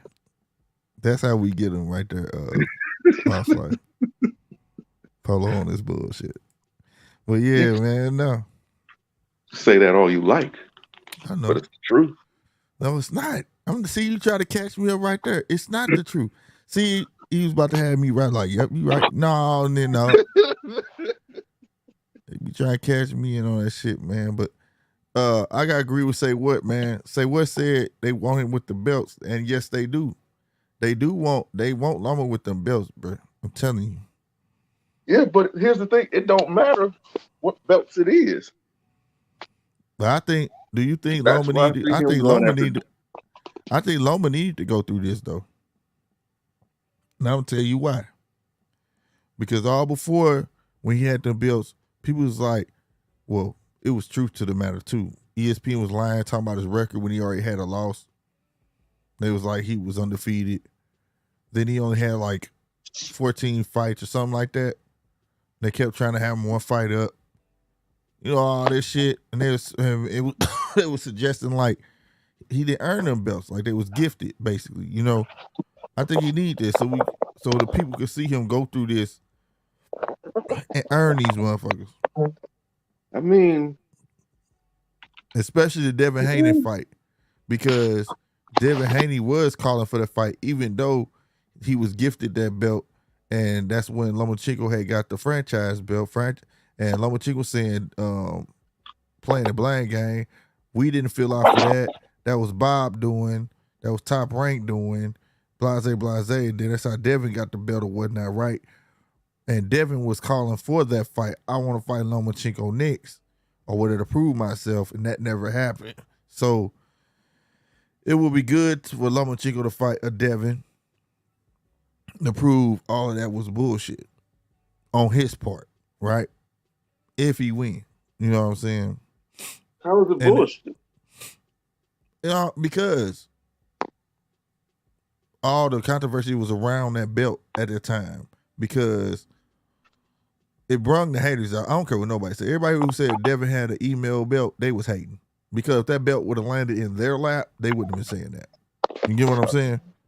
It's not so much about the belt, it's about who's holding the belt. Right, but what I'm saying is, either way, I don't care who holding the belt. If you feel like he didn't deserve it, you don't get to talk about email champ. You don't get to talk about no shit like that. Because if it landed in your lap, you wouldn't be saying that. And the person, even though, and then on top of that, it landed in that man's lap, and he still wanted to fight the man because he knew how it was going to look, and he never got the opportunity. He was calling that man out constantly. You know what I'm saying? So, I think this would be good if he fights Devin Haney for them belts, or whoever he fights for them belts. You know what I'm saying? To take the question marks out of people's minds, because before that he had, dang, he only got like 11 fights. We can quietly for real, quiet as kept. He kind of started the era for that, where these guys getting these fights at 13, 11. You get what I'm saying? Yeah. And pushing it and getting title shots, But it's always the first one who gets persecuted, ain't it? And it's the second one who do the same thing, and then it becomes the norm. I mean, not really. It's the truth. It's the truth, bro. If he did it, people was mad because he was already getting title shots at 11, right? At 11, 12, 13th fight, shit like that. People was upset about that. Well, people was mad at that shit. That shit was not happening for nobody else. And then now we see it. You just saw Rolly get a title shot at how many fights? Mm-hmm. So it's and before him. So he started it, but when like I said, the second one wasn't nobody like, oh man, that ain't normal. It is normal now. You know what I'm saying? So I think it'd be good to see him come back, reclaim his throne if he can get it, and prove the masses. Like, see, told you so. Wasn't no smoke and mirrors in the game. I actually earned that shit. You know what I'm saying? Oh, because like I said, he had all that controversy around him as his career was going. And I ain't gonna lie. Partially it was because of ESPN though, bro, because they was like lying and shit.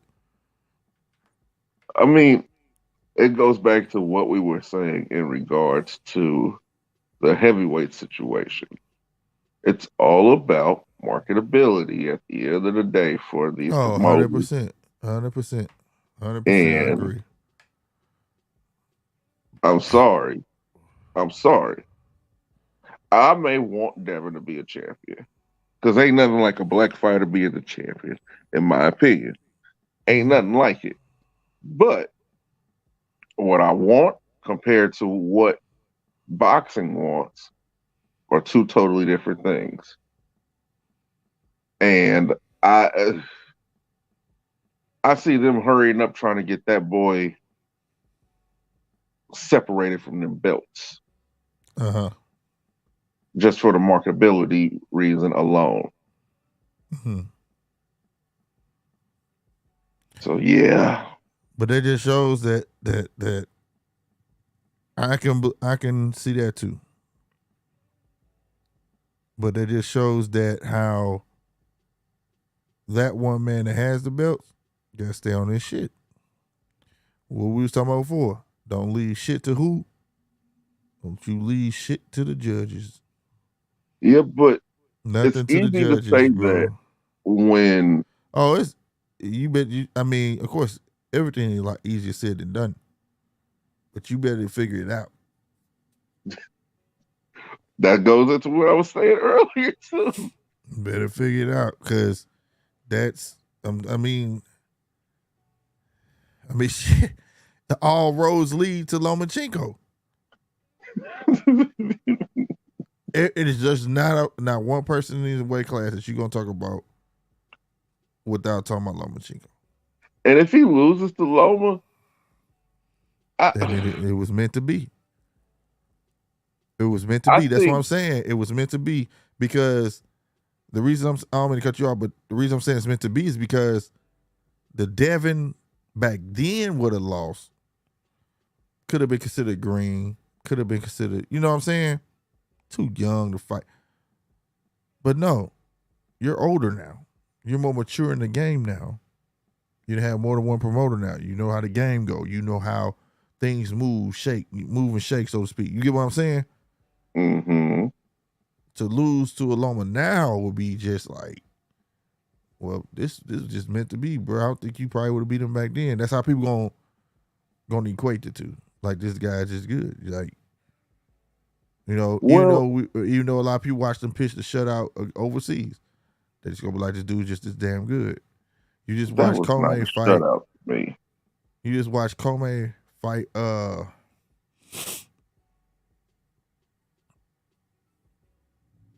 God damn it, Comey fought the dude who fought Shakur Stevenson. Goddamn me, the African dude.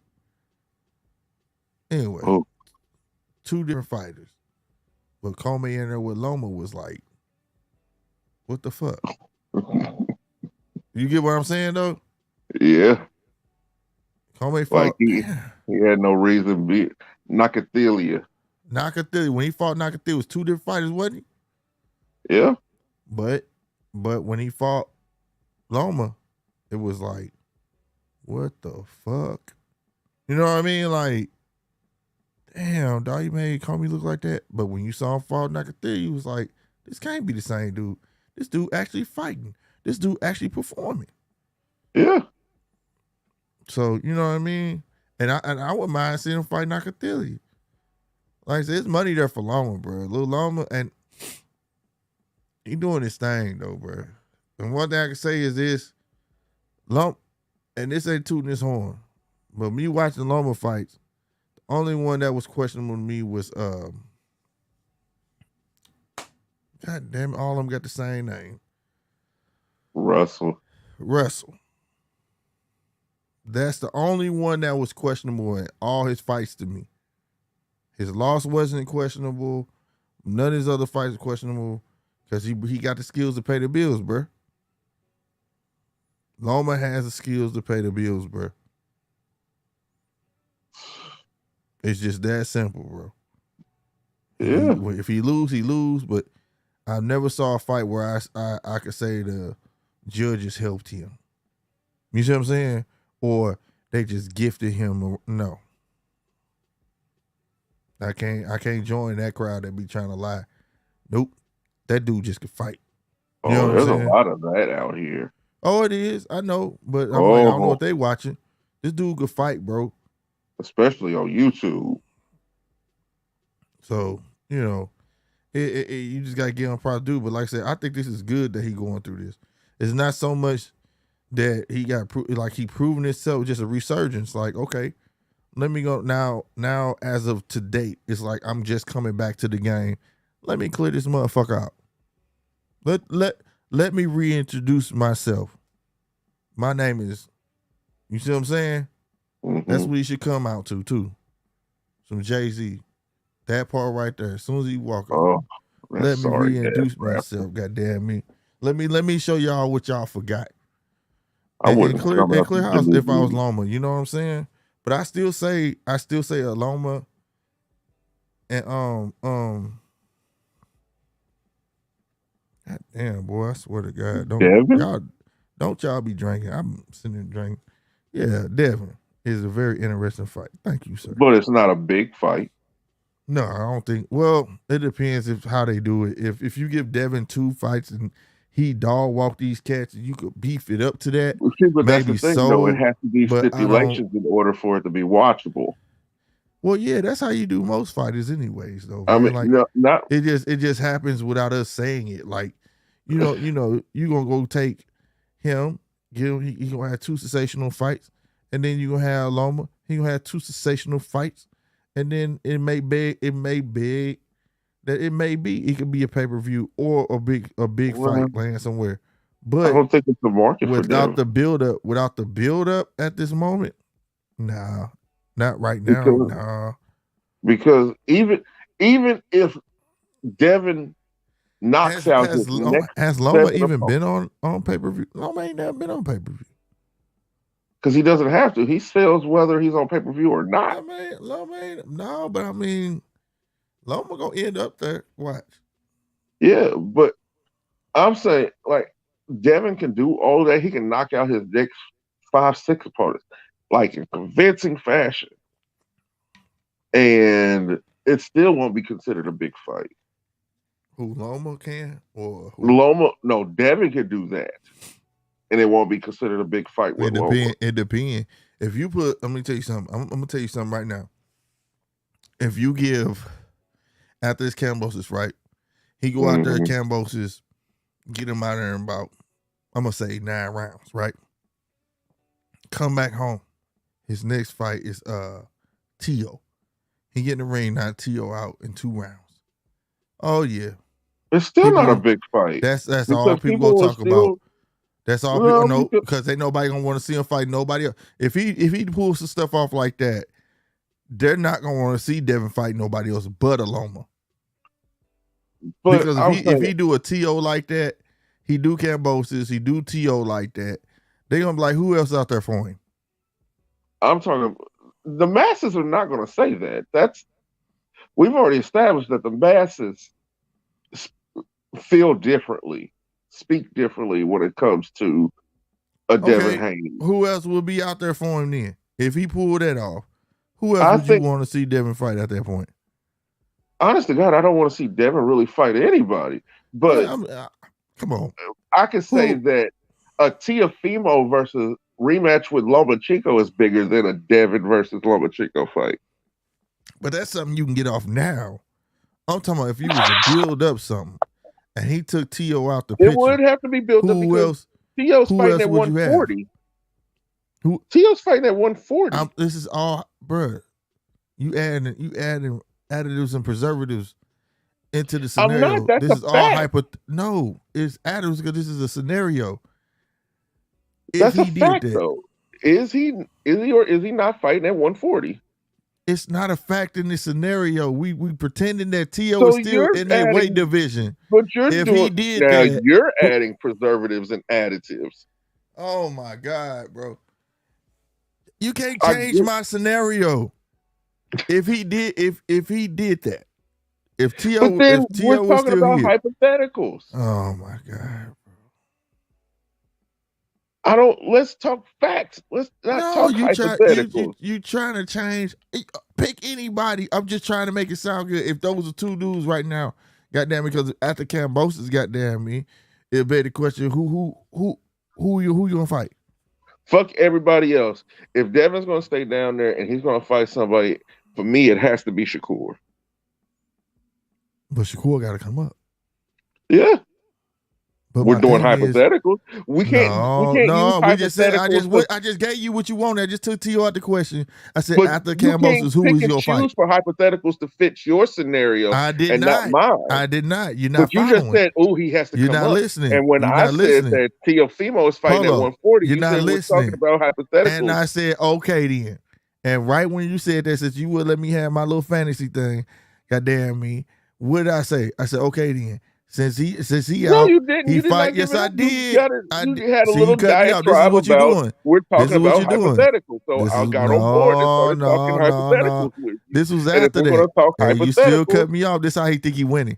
He ain't winning. I'm not cutting you off because they all heard me say. Answer. You asked me a question and I'm answering your question. All 15 people heard me say, "Okay, then fine." After he whooped Kambosos, who else is there for him to fight? Okay, and then I got on board. That was me. But you went to a hypothetical right after I said that shit. What are we talking about? What are we talking about right now? Then what exactly are we talking about? I gave you. Are we talking about hypothetical shit? Or are we talking about fact shit? Which one is? Don't do that. No, I just gave you your fact shit. No, I said after he beat Kambosos, who else is there for him to fight? After he beat Kambosos, and your answer was for me. And your answer was. For me, it would have to be Shakur, but that's a hypothetical, though. No, I gave you your way. We doing factual shit. Because hypothetically shit, that's not factual. That he's gonna beat who? Hypothetically beaten. Who says that he's gonna beat Kambosos? He gonna beat Kambosos. Do you know that is that a fact? Bruh. Is that a fact? Why is this a debate about fact and hypotheticals anyways? Now you trying to go to where I was, but you kicked me out of it. How does that work? I gave you a hypothetical. You told me it wasn't good enough, but now you want to play hypotheticals. I think that's disingenuous for you to do that because that's what you brought up an argument. You brought up an argument, and then I was not on board with the argument. And then you said, okay. And then when I get on board with the argument, then you switch up and go into factual things. If this man just admitted to what I did. Or we're going to get to hypotheticals. Now, did you just hear yourself?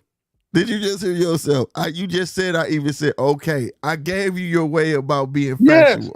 Okay. And then you jumped in hypotheticals. Are we going to be on fact stuff or are we going to be on hypotheticals? Which one I just did that. Could you please answer the question, sir? I just did that. No, you did not answer the question. Or yes or no? This your second time answering me. This is my second time answering. I said we on the fact. Yes or no?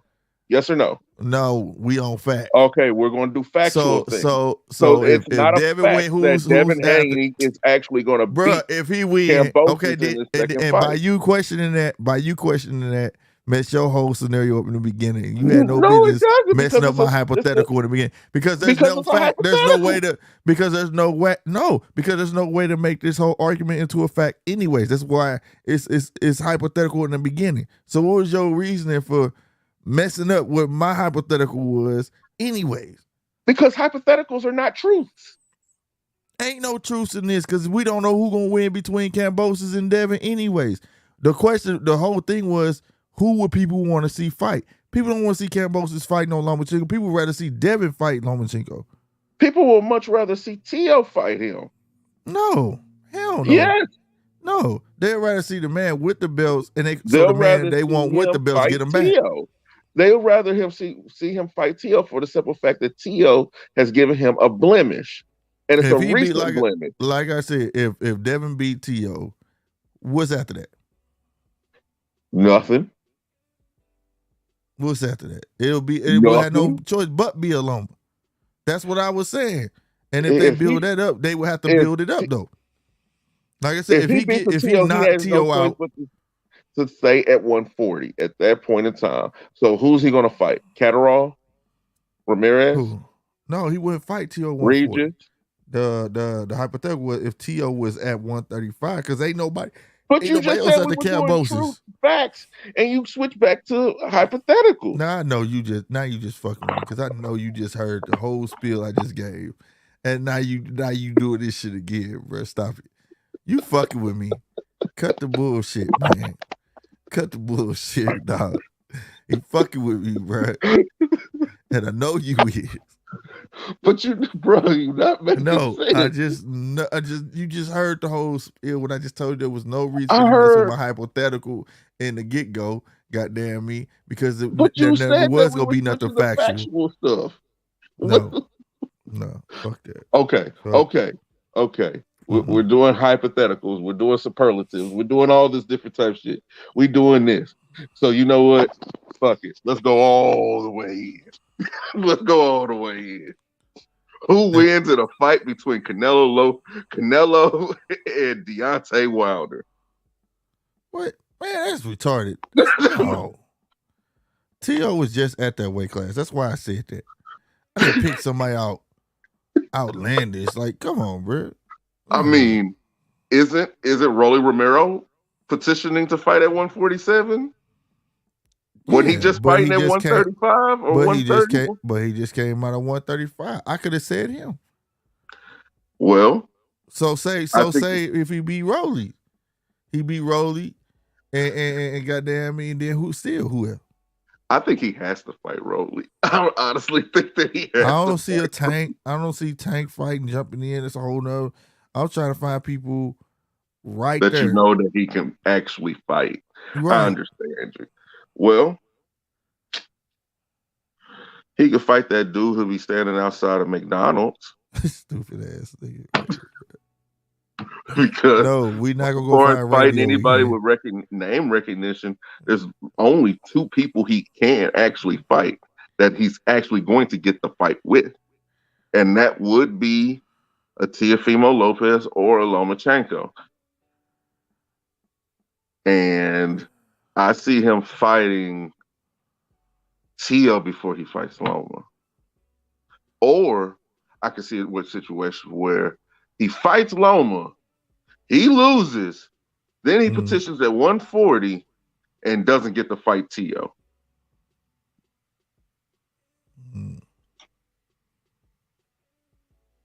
Because Tio's good at being a runner. He's good at running. He's good at making excuses for why he ain't fighting somebody. And he makes the excuses sound so damn good, makes them sound so damn understandable. He does everything short of make you cry. He looked good his last fight, though. He looked good. He was good. And I believe... You'll be mad at the take back. It's the take back. The take back. Yeah, that's what he said. It was a takeover at first that he lost. Now he says it's a take back. Well... It's the take back, baby. Well, shit. But no, for real. On that thing, I think it'll be good. It would be a healthy fight, whether it's pay-per-view or not. Loma, Devin, especially for more so for Loma, because all the jankiness that was around everything when he had the belts, all the bad juju that came along with. Like I said, ESPN didn't help it along. They didn't help none, rather, with the lion and all of that shit. You know what I'm saying? Well, ESPN did their job. Well, they did what they was told, but it just didn't. It didn't help. It's like, who was I watching? Chris Eubank. When Lion go wrong, Chris Eubank and Conor Ben, they press conference, right? Mm-hmm. Conor Ben said something to the fact about a fight or something, and Eubanks Jr. promoter immediately start lying. He was like, we fought hurt, and then Eubanks was like, yo, ain't no use to lying. We wasn't hurt that fight. I just didn't train my best for that fight. Like, literally stopped him after he said that shit and cleared that shit up. So we know how, you know what I'm saying? These guys be ready to lie for their fighters. And ESPN, they just did too much. They would put his record up there. Oh, he's 13-0. Like, no, he's not. He's 13-1. Like, you get what I'm saying? Like, where that come from? Oh, he's undefeated, and you hear this shit, and you be like, why are y'all even commentating? Shut up. You know what I'm saying? Like, I mean, but the way he was whipping motherfuckers, he might as well have had them extra wins. Yeah, let's not sit and act like Lomachenko's not that guy. That's my point. He didn't need that help. He didn't need them to do that, and it just added a bad maybe the network and them felt as if he did, because for a commodity, you have to make that commodity sound good as hell. Let's take it to the dope game. You know what I'm saying? When you out there and you hustling, you getting your money and all this different type shit, you got a new product. You have to get it out there, and you have to boost this motherfucking product up like it's the best thing since air. To get motherfuckers to want to try it and in this case, watch it. That's what they were doing. I have no personal problem with that. So, I don't like the line. He was a person that didn't need it. Because when the shit hit the fan.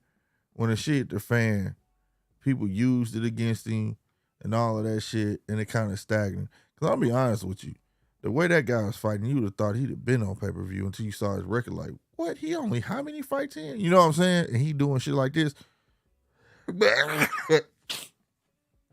But me personally, I'm eager to see a Devin, a Haney and Lomachenko fight. Just for that, to see how it would go. I know it's going to be a chess match. You know what I'm saying? But it's just going to be, to me, the edge will be Lomachenko. But that's a fight I want to see. I hope it get made. I do. I hope that shit get made. And I know it will. If he get past Kambosos, it's getting made. If Kambosos beat Haney, that fight getting made immediately. Takeover. Yeah, boy, Kambosos win, they going to make that fight so fast. Yeah. They're like, oh, no, you ain't get no break. No. I'm telling you, they gonna make that fight so fast, but that's gonna be. I think I can see them making something. I can see them trying to make something big out of it for sure. Yeah. Shout out to the 16 up in this joint, man. Straight up, hit that like button if y'all new, man. Please hit that subscribe button, man. We got 16 people. We need 16 subscribers. You understand me? If you got something to say, hey, the link is in the description. Don't hesitate to state what you want to say. You know what I'm saying? But nah, man, and that's so far off, man, because we got other fights that's in between that, and that's, you know, you want to know a fight that I feel like I may be crazy, and I probably gotta wait till that month. Don't say no bullshit, Slick. Please don't say no bullshit. You right. I'm crazy. I'm just gonna say it. I'm crazy. Don't say no bullshit. I ain't gonna say I might be. He right. I'm gonna cut the bullshit part out. I'm crazy now. But I think, I don't know, like that Canelo and Golovkin fight has lost steam. Like they start off early, but like it lost steam, bro. Like the reason why it did, and it's very simple. It's because of the way that they treated the Bivol fight. They overlooked Bivol. They were looking past him. Everybody was looking past him. Right. And so instead of seeing their champion, their head guy fighting Triple G, they wanted to get that run back with Bivol. Facts. That's what it is. Like at this current point in time, don't nobody give a shit about Canelo versus Triple G. Yeah, you don't hear shit about it.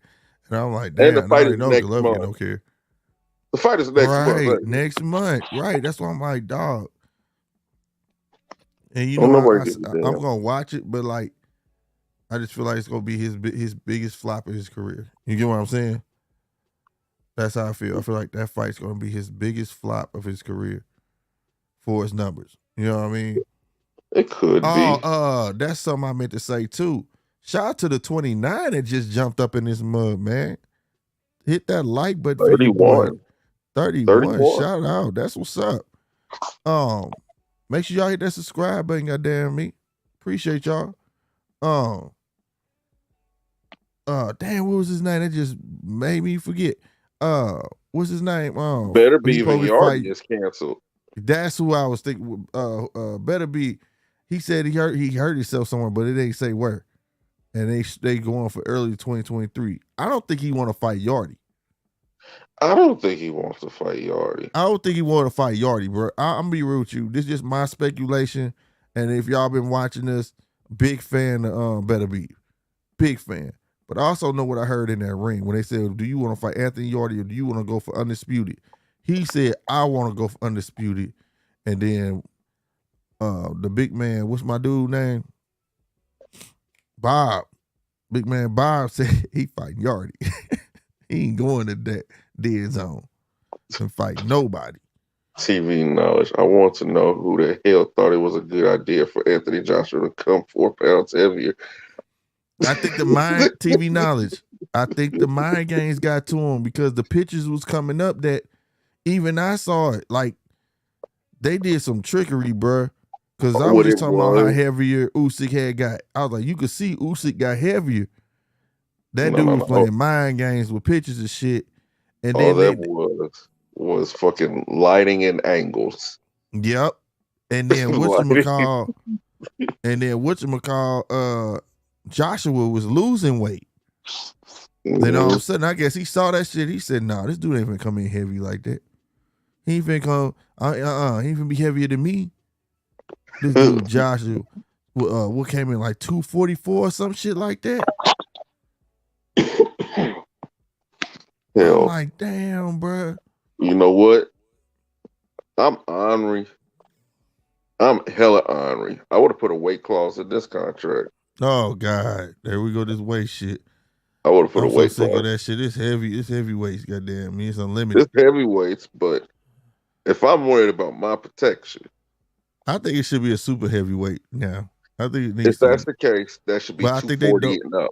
Yeah, I think they don't do it because it's just not enough quality heavyweights, period. You get what I'm saying? If it was enough quality heavyweights, period, I believe they would do that. And you know how you do that? Get rid of cruiserweight. Cruiserweight now would be heavyweight. You know what I'm saying? To 220. You know what I mean? 220?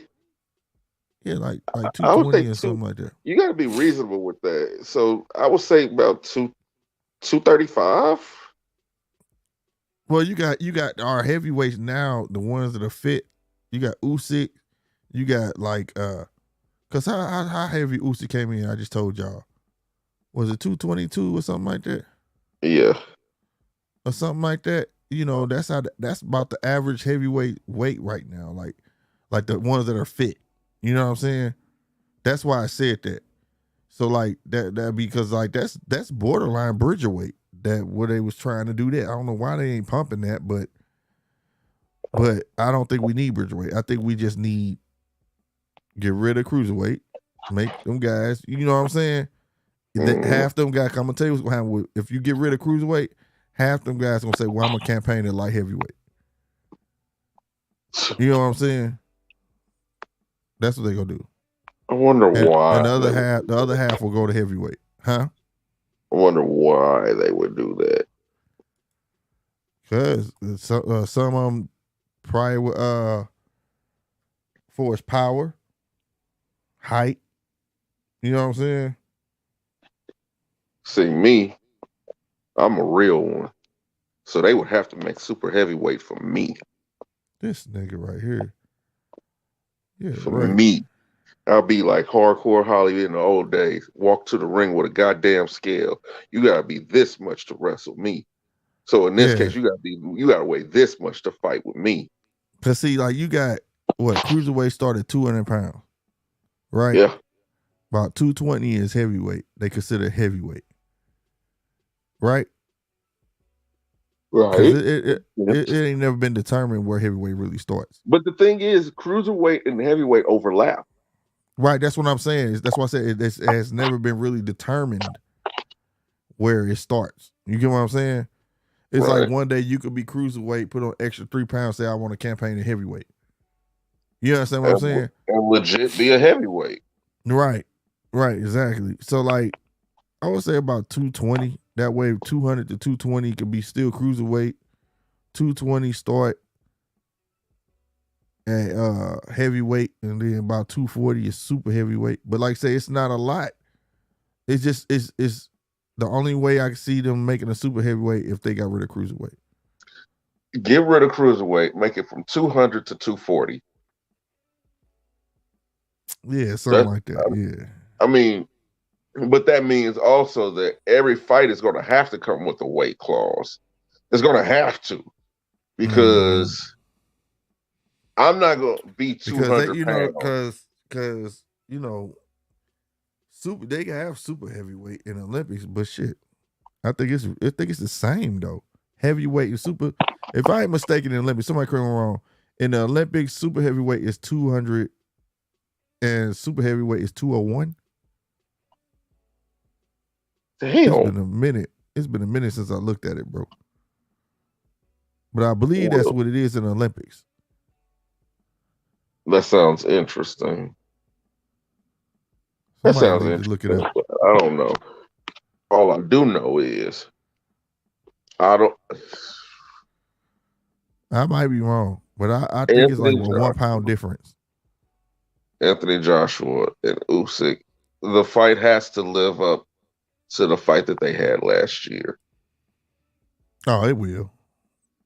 It has to. I believe it will 100%. 100%.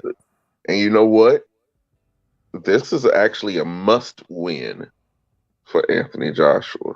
Oh, yeah. This is a must-win fight. Yeah, you can't lose 2 in a row, bro. This is a must. Lose 2 in a row, bro. Can he afford to get to the back of the line? Well, the good thing is the back of the line is too short. I mean, shit. It's back short. of the line. It's back like in you the just line, you're only 3 fights away from being a it's short as contender. hell. So that's the good part about it. You still in contention, goddamn me. You ain't too far back. You know, you hear him get like what Eddie say? Like that's nothing too. He said win or lose. So he already gonna try to put him in the fight. Like, shake that shit off. You still got a chance. Is it because he wants him to fight, or is it because of that contract that he signed? There's a contract he signed, but that's his guaranteed money anyways, though. So, you know, I mean, I would want him in a fight to get that belt back. You know, just keep him busy. Because like you said, the line is short, bro. The line is short, bro. But bro. Because it's a merry-go-round. Let's be real. Let's be real when it comes to AJ. We have to be. We can sing his praises, and we can give our honest critiques also. Mm-hmm. Pulev retired. Okay, he's gone. Yeah. Do you think Anthony Joshua beats Zhang? Ooh-wee. I think that's why they've been reluctant to do that one. That should be a fight easy to make. Do you think Anthony Joshua beats his opponent? Well, we're going to see tomorrow how he handles Zhang, but at this moment, I don't think so. Okay. That boy is hard. If he get rid of Zhang, bro, I don't know. That's why I say, y'all, the Herkovich fight and Zhang, Herkovich versus Zhang is going to be a very interesting fight tomorrow. Okay, bro. That's just two fighters right there. Do you think he beats Helenius? Who? AJ? Yeah, hell yeah. You think he beats him? Yeah, he big, but he chinny, bro. Like, he can hit him motherfucking chin. Does he beat King Kong Ortiz? AJ? Yeah. Yeah, he got a chance to be. He could beat a King Kong, but King Kong got a better chance whooping him than Deontay. Okay. Does he beat Chris Arreola? Yeah, he'll beat Chris. It's gonna go by 12 rounds though. I don't see him knocking Chris out. Does he beat Andy Ruiz for a third fight? That may go 12 rounds. He might start having flashbacks or some shit. I don't know. A fit, especially if Andy Ruiz coming in fit, you know, like he posed to. Mm-hmm. You know, that could actually end up being a 50-50 fight because they already split one apiece. You know what I'm saying? Mm-hmm. And it's Does already he beat Joseph Parker? That would be an interesting fight. I ain't gonna lie, but I think he beats Joseph Parker. And have you noticed? I haven't even said Deontay yet. Right. I haven't said Tyson Fury yet. Right. I haven't said neither one of them yet. Right.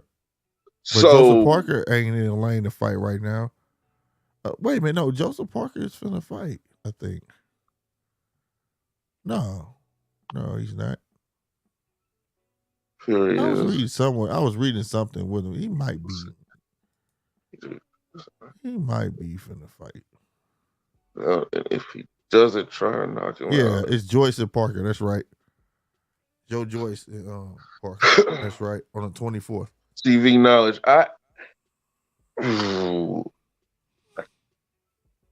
I think if it goes 12, Usyk still wins. I don't think they could. AJ can't afford a loss or a draw. In my opinion, he cannot afford a loss or a draw.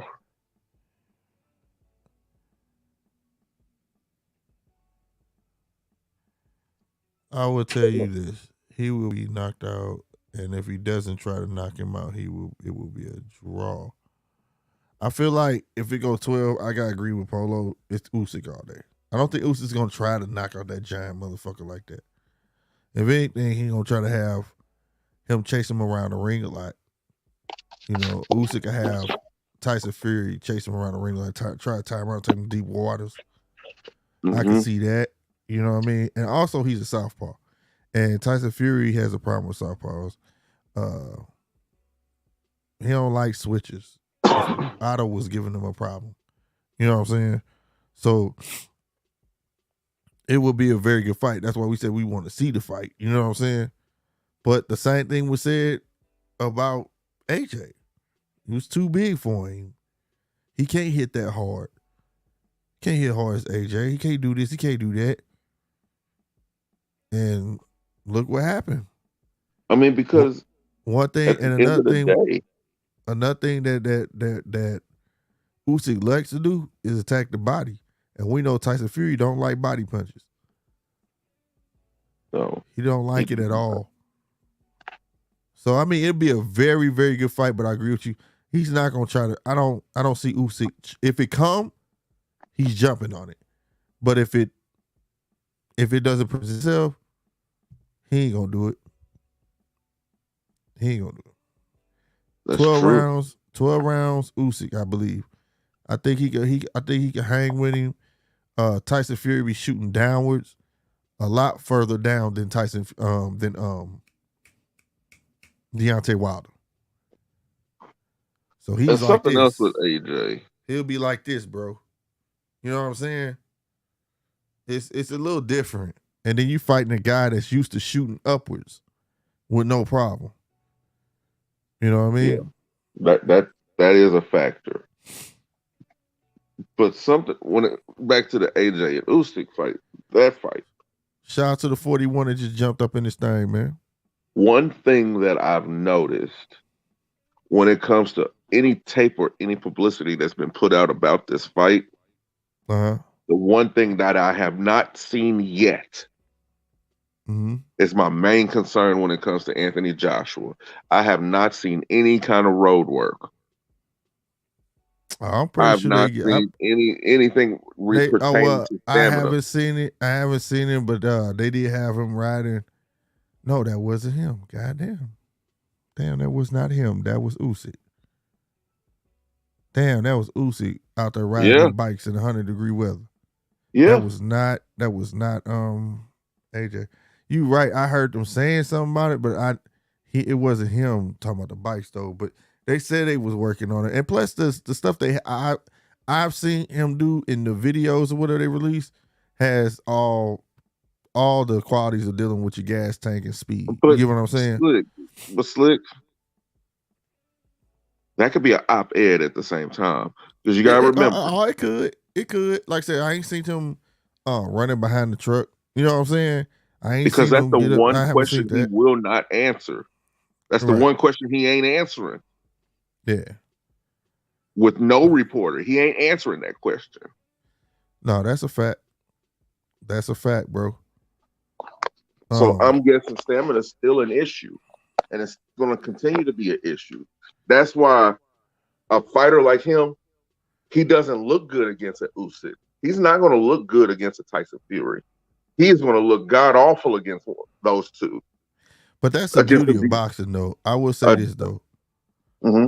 That would make a great fight. It's one thing to have a fight where people feel like you're supposed to win anyways, right? But it's good to have those adversity fights, bro, where they're ugly fights, but you pull it out, you know, where the tables just turn and you figure out in the later rounds or whatever, and you get that motherfucker out of there. I like matches like that, bro. Yeah. Those are the thinkers matches, you know, whatever. But again, but how often does it go the other way where the other person, where the opponent is so severely outclassed for 12 damn rounds of getting their ass beat? Well, it goes back to what we've been saying, bro. It's gonna boil down to his mentality. What AJ are we gonna get? You ain't gonna know. You're not gonna know. For sure, I can guarantee you guys we're gonna have a new squeaky clean AJ in round 1. And I can guarantee you that all the way until he gets hit. Then we're going to see what we're going to get.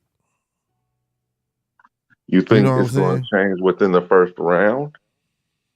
I don't know. That's where his mental, where his mental toughness is going to kick in at. Where is he going to stick to the game plan?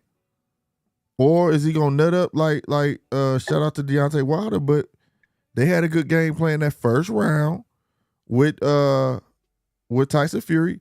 He was popping him in the gut. Tyson couldn't even get close to him, remember? Right. Until he finally got caught with a hook. Bow. Next thing you know, Wilder went just like what's his last name? Wow. He went wild. He went wild and got caught.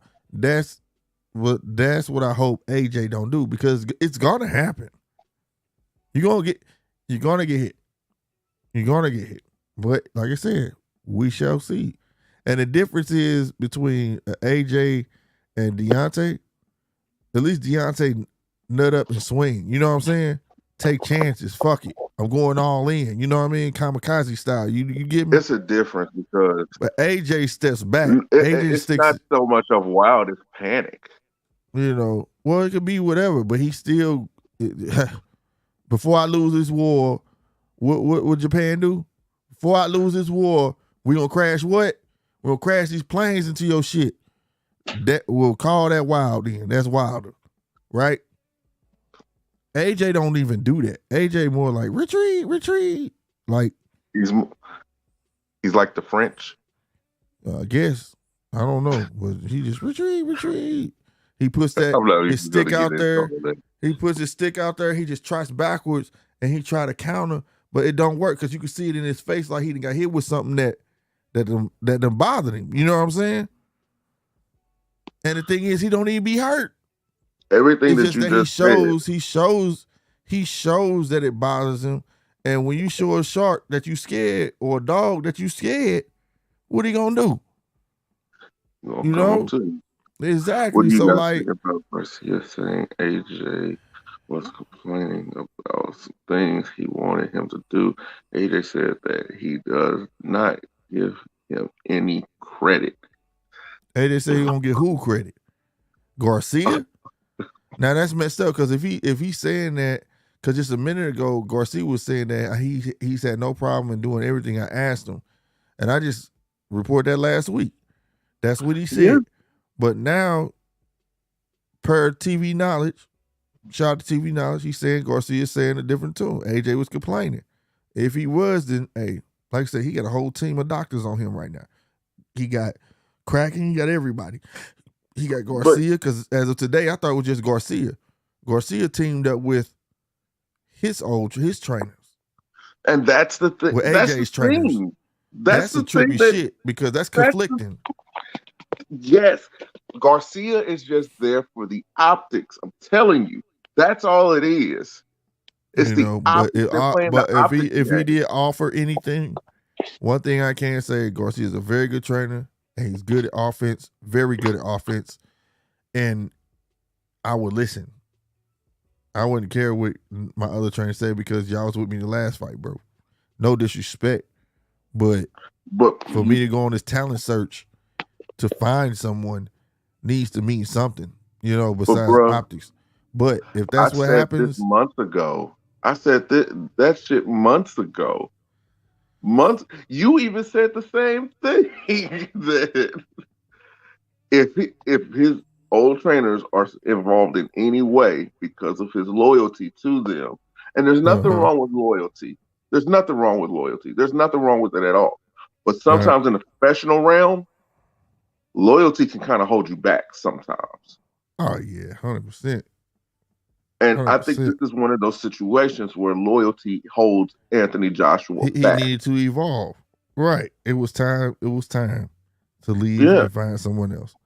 And with him keeping that trainer around, that's almost like a safety net. Mm-hmm. Like, this new man being mean to me, let me go to someplace I know. Right. Somebody where some people feel like, and that's how some people feel about Deontay as well. He got a guy that his coach, he tells his coach what to do.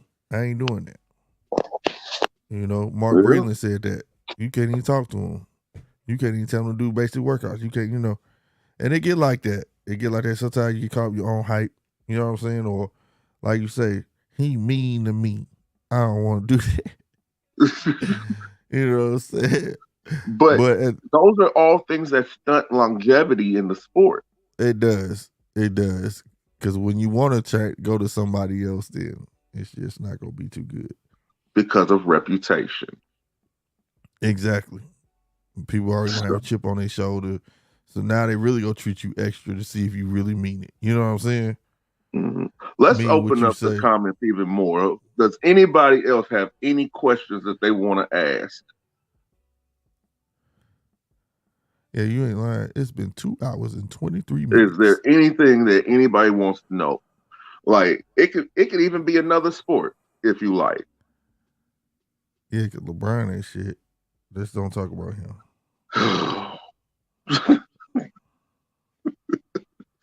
It could be anything. Any question anybody has about an upcoming fight, an upcoming event, an upcoming game, anything. I don't know. People probably just listening. Shout out to 32 in here, man. We ain't mad at you if you don't want to answer no questions, but at least hit that like button and subscribe button. That shit is free. 2 taps. Knock the shit out them motherfuckers. You hear me? Yeah. Real talk. Let's boost these numbers up, man. Have you heard any development in the never-ending story of Adrian Broner? No. No. I don't think we are. I think that's it. You think that's it? Yep. I think he gonna fight that dude. I mean, fight again, but I don't know when. I heard him say that. Yes, I did. The last comment was he admitting it was weight. He said he got there physically, but just not mentally. See, and that's the thing that bothers me. That's the thing that bothers me. You know, and he wasn't gonna make weight.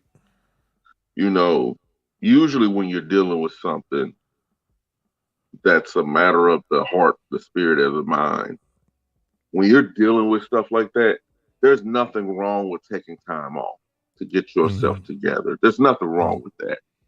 But to use that, blatantly lie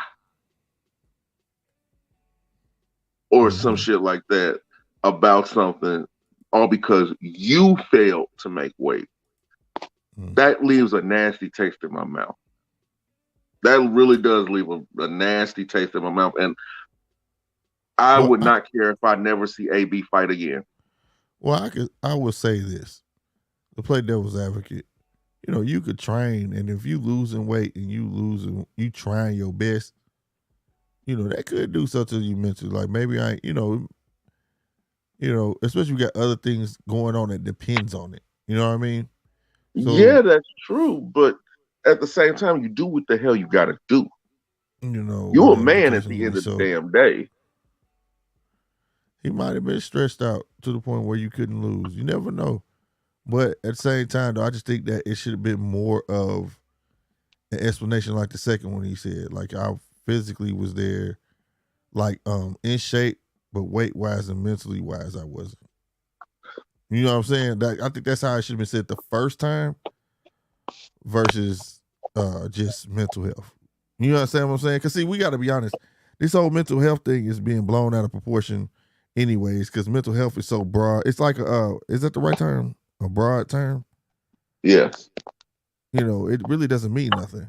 You know, mental health. Okay, what's wrong, though? Like, you know, it's just like the term to say now, mental health.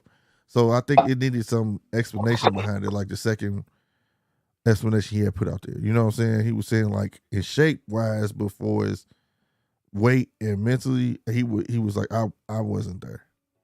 That's how he should have said it, with some sort of explanation of why he feels the way he feels versus just mental health. Because I agree with you. When it just sounds like you cop and please when you say that now. You know what I mean? Anybody can do that. You know, but it takes a man to admit his faults. Like, I was trying to lose weight. I'm trying to lose weight, and shit's fucking with me. And then I got this on my back, and mentally I'm not there. I'm just not focused on the weight. You know what I'm saying? Like, be honest about it. But even then, though, we've seen, just because the other person wants to get paid too, you can negotiate. You know, at the last minute, we've seen it come in at a catchweight. Oh yeah. No, we've seen it, but I'm not about to get in there and get my ass whooped. I'm not all the way there. You know, like I say, mental illness is serious, right? But you know, when you explain what you're talking about, it may not be as harsh as what we jump to. Cause like when we read that shit, like it pissed you off because, like you say, you deal with it. You get what I'm saying? Other people deal with it, but you jump to the conclusion because you don't know what he's talking about. So it has to be what you're thinking he's talking about, right? He should have just came out and explained it like he said. He should just and you know, I'm not finna jump in and get my ass whooped. He should have came in there and be like, 100%. I got a lot of shit going on in my life to the point where I can run a mile, nigga, but it's like hard for me to lose this fucking weight, and I'm just not focused on the fucking fight. I got too much shit going on to the point where I feel like I'm finna break. That's explaining it. You see what I'm saying? Like, all right, he got a lot of shit going on in his background. He need to fix it, and then he need to focus on boxing. You get what I'm saying? But Gotcha. to just say you have mental illness, not mental. You know, what was the term he said? Did I say it right? Mental illness. Yeah, He's mental illness. It automatically make you fill in the blanks, so to speak. You feel what I'm saying? You never give a reason to put anything up to interpretation. Yeah, you don't use such a loose term. You know what I mean? You don't do that.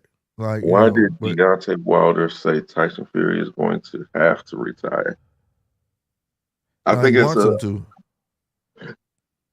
Either that or it's a backhanded thing. Yeah. Like, well, I think he don't want to, because if Tyson Fury gets his hands on all them belts, he's not gonna want to fight Tyson Fury again. I think he would because of the payday that it brings in. Fuck that. One getting did like that a fourth time. That's definitely all that everybody gonna know. Go get on a win streak, get a belt, go on a win streak again. Try to bury that as far as you can. Get another 5-year win streak without that man. Is it me, or does Deontay Wilder look smaller? He don't have no legs, bro. Deontay ain't never had no legs, bro. He got that.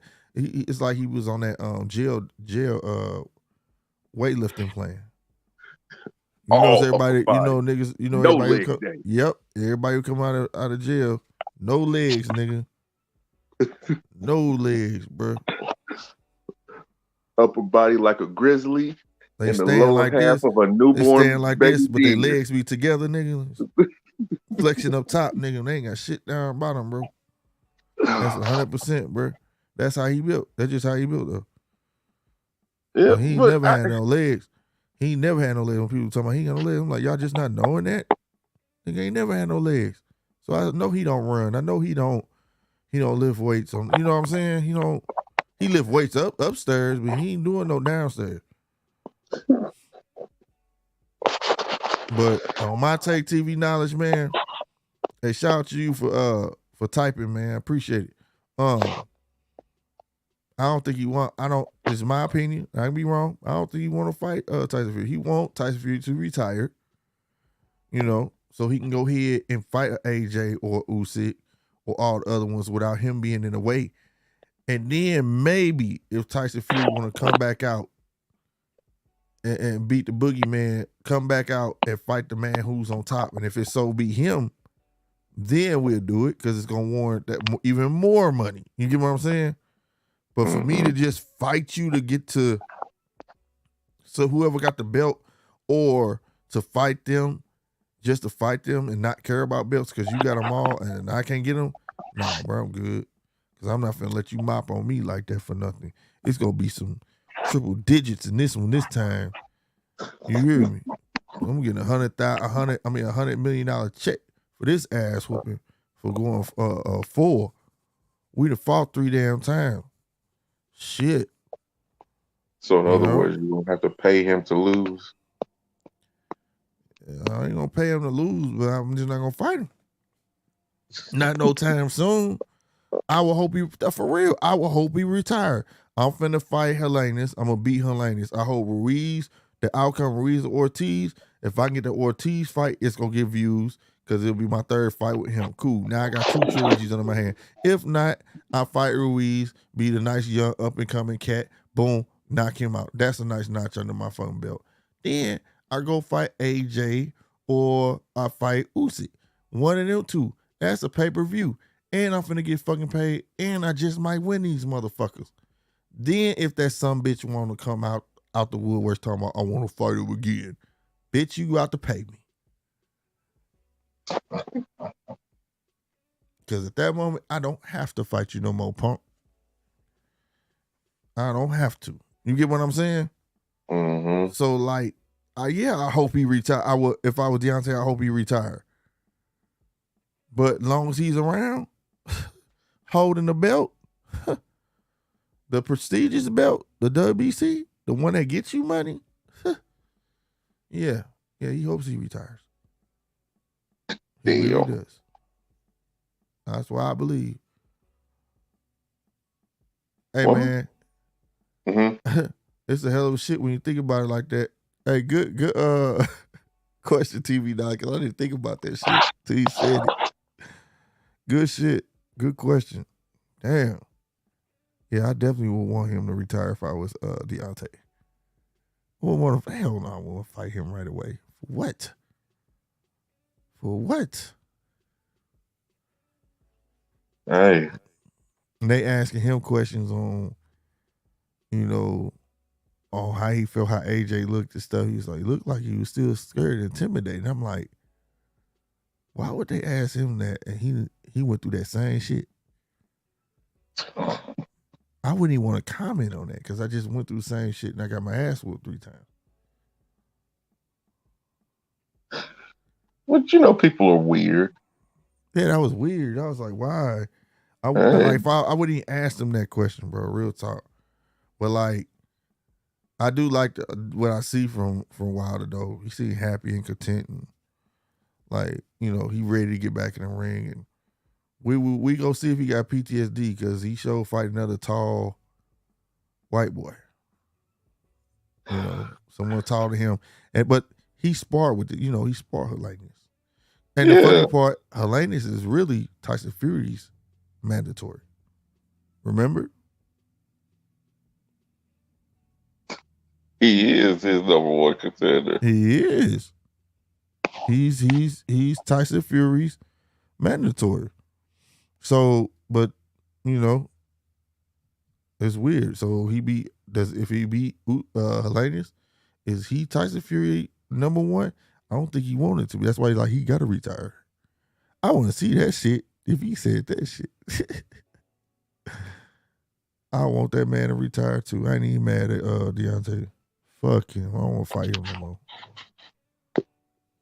Man, shit, that. Do you really want to relive that? Right. You know what I mean? Like, and it ain't even about being scared or nothing. It's just like, I tried 3 damn times. What more y'all want from me? Shit. God damn, this is a sport. I'm not gonna be able to beat everybody. And like I say, that don't make Deontay garbage. It's just shit. That's why people got tired of Manny Pacquiao and Marquez. Like, I want to see that shit. Them dudes, when they couldn't get a fight, who they fight? Each other. Manny Pacquiao fought somebody fight it? Nope. You know where he fit fight. He fit fight Marquez. Yep. Niggas fought 4 damn times. They fought so many times that Pacquiao was so confident, like, I'm about to beat this nigga ass again, and got his ass knocked out. Shit. And after that, Marquez said, I got my one. I ain't fighting him no more. Maybe that's what Wilder do. He'll win, so I ain't fighting this nigga no more. I got my one. Yeah, I mean. Because shit, I'll be honest with you, it's too soon. I don't even want to see a Wilder and Tyson Fury. Fuck no. It's too soon. Come on down the line next 3 years, 4 years. Pop up with it then, if he's still boxing. Because you got to remember, these guys getting up in age. Yeah, I mean, except for that's AJ reality. and Usyk, But man, Herkovich is out tomorrow, y'all. That's the co-main event. I am just ecstatic about that. You know what I'm saying? Real talk.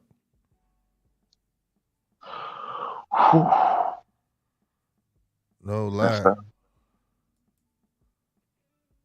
Well, hell, there ain't nothing else to do or say but to get ready for this motherfucking fight. I promise you, tomorrow, What's y'all good, make B? sure y'all show up. I am going to be here. Matter of fact, I am going on the zone right now as we speak. Let me hit the zone up, bro.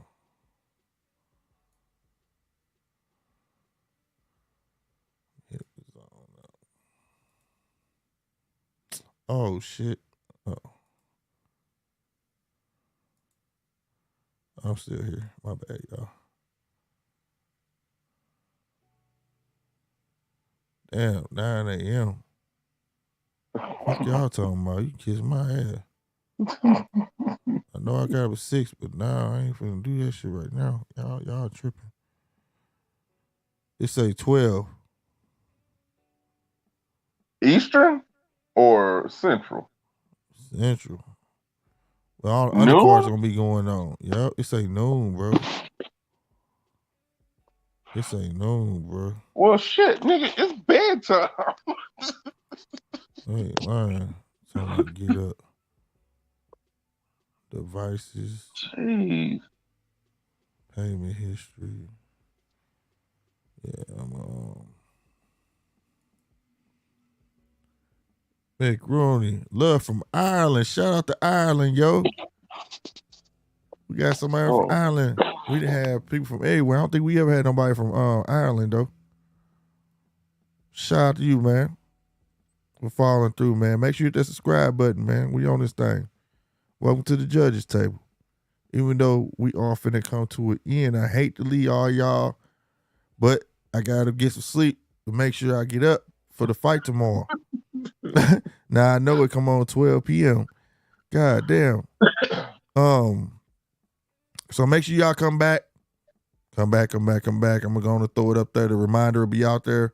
Make sure you click on it. It reminds you that you can come hang out at the watch party live commentary over this way for AJ versus Usyk. And like I said, it's a bunch of other great fights in there, bro. You got Badu Jack, got a fight. Oh, Lord. Ramal. He just threw me off with that bullshit. Ramala Ali got a fight. Tabiti fighting. Who else? There's a lot of great fighters to fight tomorrow. You know what I'm saying?